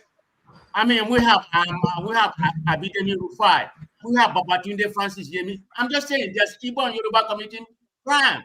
So for her to show her bigotry, that it's only the South that's committing the crime. And what she did on Wednesday was to the highest level of bigotry. She reposted what a guy, I've forgotten his name, she reported with a lot of emoji, and was laughing. And the person was calling Igbo people monkey, gorillas. Look at her, look how she looks. Can she stand with any woman from the Southeast? For her to repost that. And I'm surprised nobody said something, even the Ohanese. I think the only thing Ohanese said, I don't even know what they say, some rubbish. This is why we have some stupid governors in the Southeast. They won't come out and condemn South. Let anybody from Southeast has said that. Man, they will roast the person. But this lady is parading to represent Nigeria, and you section in a particular tribe. I don't know why people are not taking offense to that. I'm taking offense to that because whatever she called about the side, she's calling me, and I don't like that. So I hope they sanction her or remove her in the office. She's not representing Nigeria, for her to be that sectioner. I'm so mad about that. But having said that, let me wrap up. I've not done my 3 minutes now. No, it's over 3 minutes. No, it's over 3 minutes. Okay. I was going to talk about Hope Uzodinma. Don't worry about that. Go ahead. Okay. Give another person chance. All right, thank you. Because we're out of time and the other show is about to start. Let me go to Jide, you're next. Yes, quick one. First of all, I had someone talk. I think I was not yet in the panel when the person, I think Dr. Damage actually asked the person, why don't we have state control of resources? And the answer is actually very simple. The reason is because our resources in Nigeria are controlled by multinationals and private entities. So when you have resources that are being controlled by multinationals and private entities, you can't allocate resources to the state government. Because for you to allocate resources to the state government, you need to nationalize those resources. However, the government that we have in power in Nigeria, they can't do that because they are puppets. That's number one. Number two, which is what I want to talk about within the 3 minutes I have. I don't know if everyone or any one of us here on this panel, anyone listening, watched the 80th anniversary of the China celebration of the win against fascism. That show was a milestone in human history. It was wonderful. I would recommend everyone to watch it, including Nigerians. The reason why I'm talking about it is not because we are Chinese. It's like when we're in primary and secondary school, for instance, after exam, who is the first position, the second position, the third position. Maybe, for instance, someone can be 10th position in the class, and you have at the end of the session, you have prize giving day. Then this individual that is always collecting prize, best in chemistry, best in mathematics, best in physics, right? That was how I felt. So those that are 10th position in the class, they felt like, next term or next session, I want to do better. I want to be among the best because I'll be feeling like, what is this person better than me? He's working so hard. He's reading his books. He's doing everything to make sure he's the best student in his class. And I'm not doing that, right?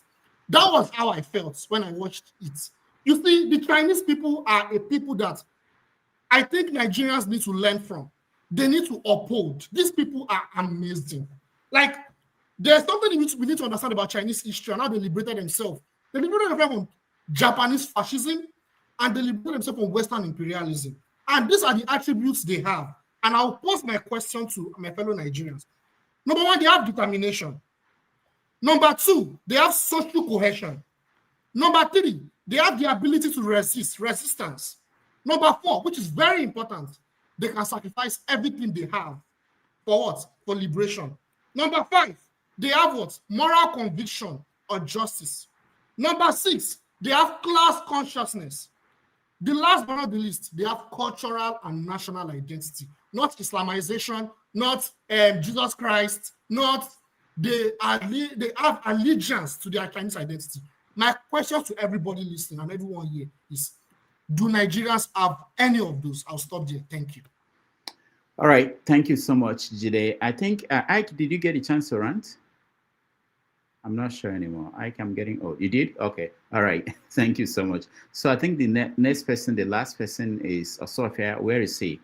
Okay. Okay. Go ahead, Osofia. Okay. The last guys that spoke before this person about the woman that insulted Igbo people, I think we are giving her some kind of importance. Igbo people are more than 100 million Igbo people are worldwide. So I don't think when you have out of 100 million people and you have 18 or 20 people committed a crime, I don't think that's big news. So the woman is just being stupid and she just wants to be relevant. I don't think she matters so much to Igbo people, and I don't think we should be discussing her because that's what she wanted to do. She just wanted us to discuss her. We're not interested in discussing her. There are a lot of people that don't even know her name before now. So those people are not hearing her name. So I don't think she's supposed to be a subject of discuss in this important, very important show. But I appreciate people that really took her down. You know, she's been taken down, different places, different forums. So I don't really need to add to that because she's just not as important as she wants to make herself to be. So as again, 100 million Igbos worldwide, 20 people committed crime. There are people that are just 2 million people, and you have more than 200,000 people committing crime. So I really don't think it's significant. I don't think that should be discussed because we're giving her some credibility and listening to her. She's just sitting somewhere now, being happy that we're discussing her. So I don't think that's important.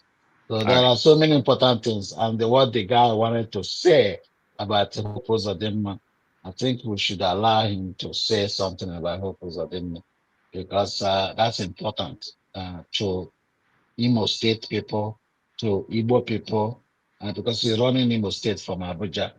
And that's very, very, very, very disgusting that a governor will be living in Abuja, running a state. And, try to look for him. We can't find him. Something happens, you can't find him. Although it's a mess. Osun is a mess. And the Oru East, which is his own local government, is also a mess. And he's not around to deal with these things. So we're just looking for him. Everybody looking for him. So I think that is more important than discussing some woman that's making stupid statements. So I think that guy should be given a time to discuss Hope Uzodinma, like he said. He wanted to talk about Hope Uzodinma. Thank you so much. All right, thank you also here. What we do here is that we give you 3 minutes for a particular subject. You pick what you want to discuss. We can go beyond that because you chose to discuss some other things. And next time, it's another show coming up, so you can join that show. Anybody who wants to continue the conversation can join that show, and we'll be able to talk about other topics and opportunities to weigh in on other things. Prince Akwachi, we are out of time. Forefathers is waiting at the other end. And there are topics like Elon Musk and Trump and other things that will be discussed. So, but I'm just making exception because you're a very important person.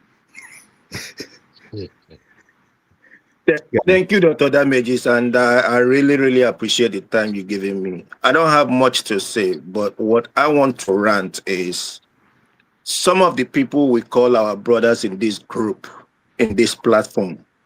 Okay, like I said before, it's okay for people to support whoever they want to support. But it's so sad that up till now, they've not even deemed it fit to even apologize for the way they promoted their MAGA, whatever it is. And this man will sit in the Oval Office and say that Black people are born to be criminals. I hope those people who are MAGA here, their own children, probably their own children are born to be criminals. Mine is not born to be criminal, and they will never be a criminal.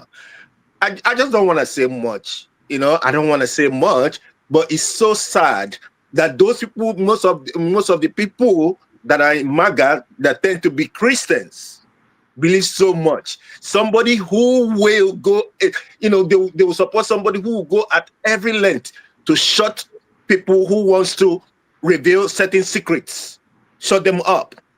It's so sad. But like I said, we'll keep on moving.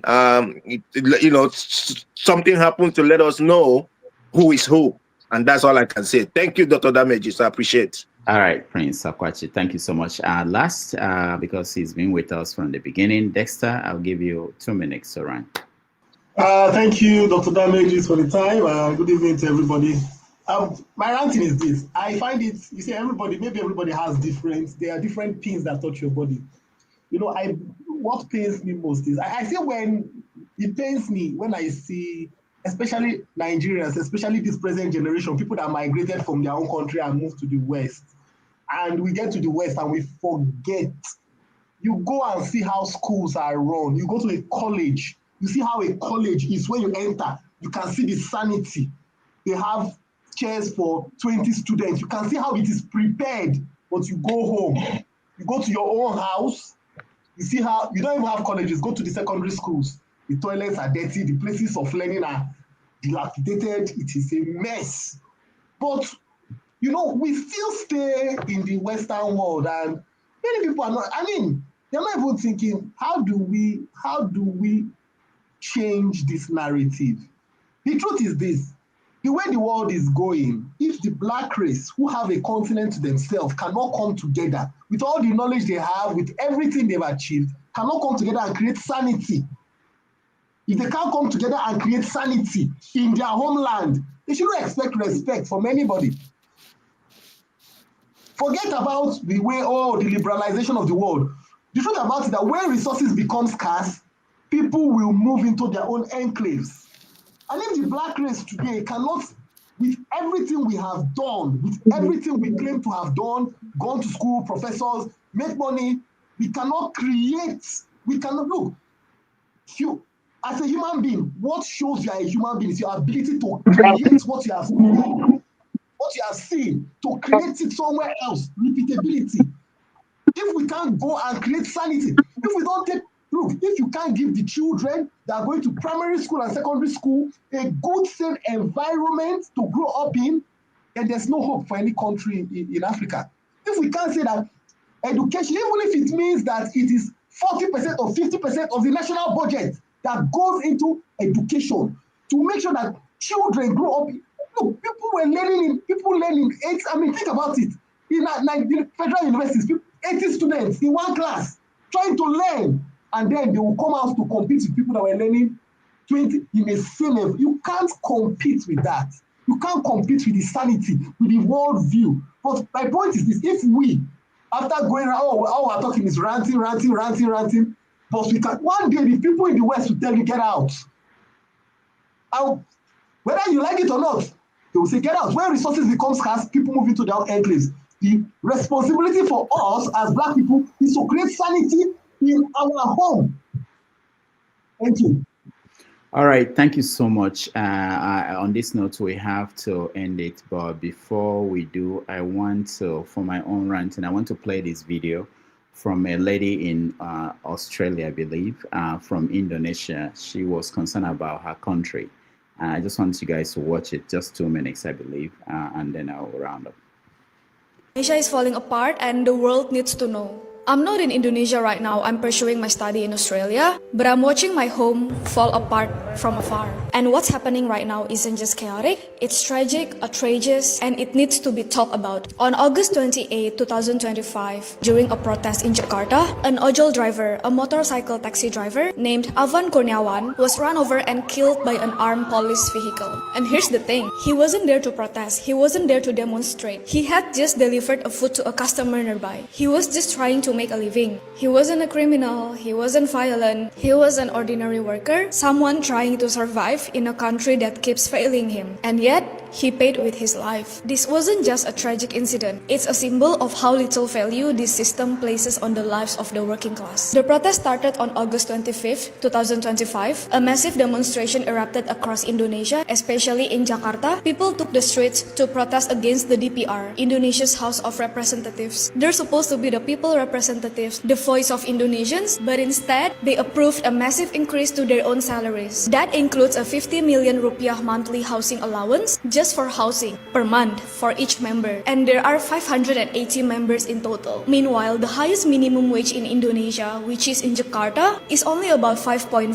million rupiah per month. And in many other regions in Indonesia, the minimum wage is as low as around 2 million rupiah per month. On top of that, DPR members receive dozens of other allowance, including a rice allowance worth up to 12 million rupiah per month. For what? For sitting in meetings they often sleep through? For making policies that benefit themselves, not the people? It's honestly. While every day Indonesians are cutting back on basic necessities, members of the government are literally getting paid millions of rupiah for rice. And yet they still call that as public service? No, it's not public service, it's self-service. What's happening in Indonesia right now is not just a political failure, it's a moral failure. A system that was built to serve the people is now feeding off them. Whether you're Indonesian or not, this matters, because when democracy falls apart in one part of the world, it's a warning to the rest. This is about human rights, about justice. If you're Indonesian, speak up, share the truth, and if you're not Indonesian, don't look away. Please help amplify the voices that are being silenced by sharing this video, because this isn't just about one protest or one tragic death.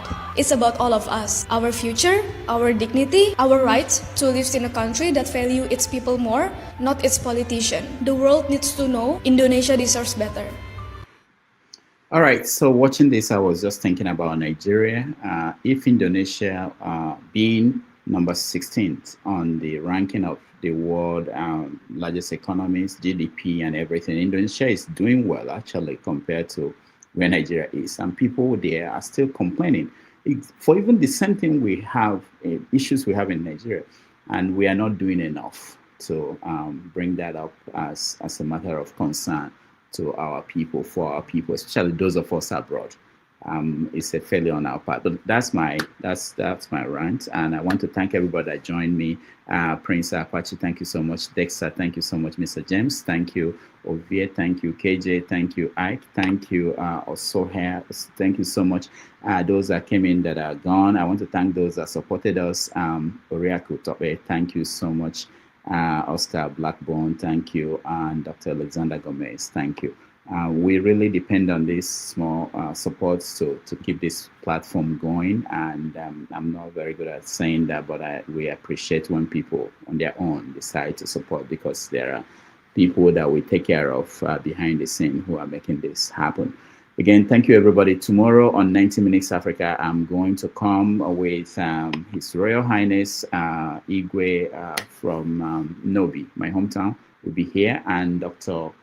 Franklin Obunweze will join us also tomorrow. We start early at 11 a.m. tomorrow morning.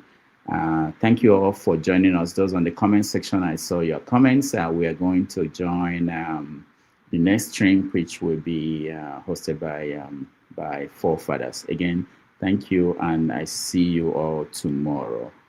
Take care. Land grabbing in them and believe on them. I don't know where I can buy on you as a chologan. You may be my 11 Malanya. You know, I'm on gay, my back. I can't say without one goes into appointment here without one goes in. You without one goes.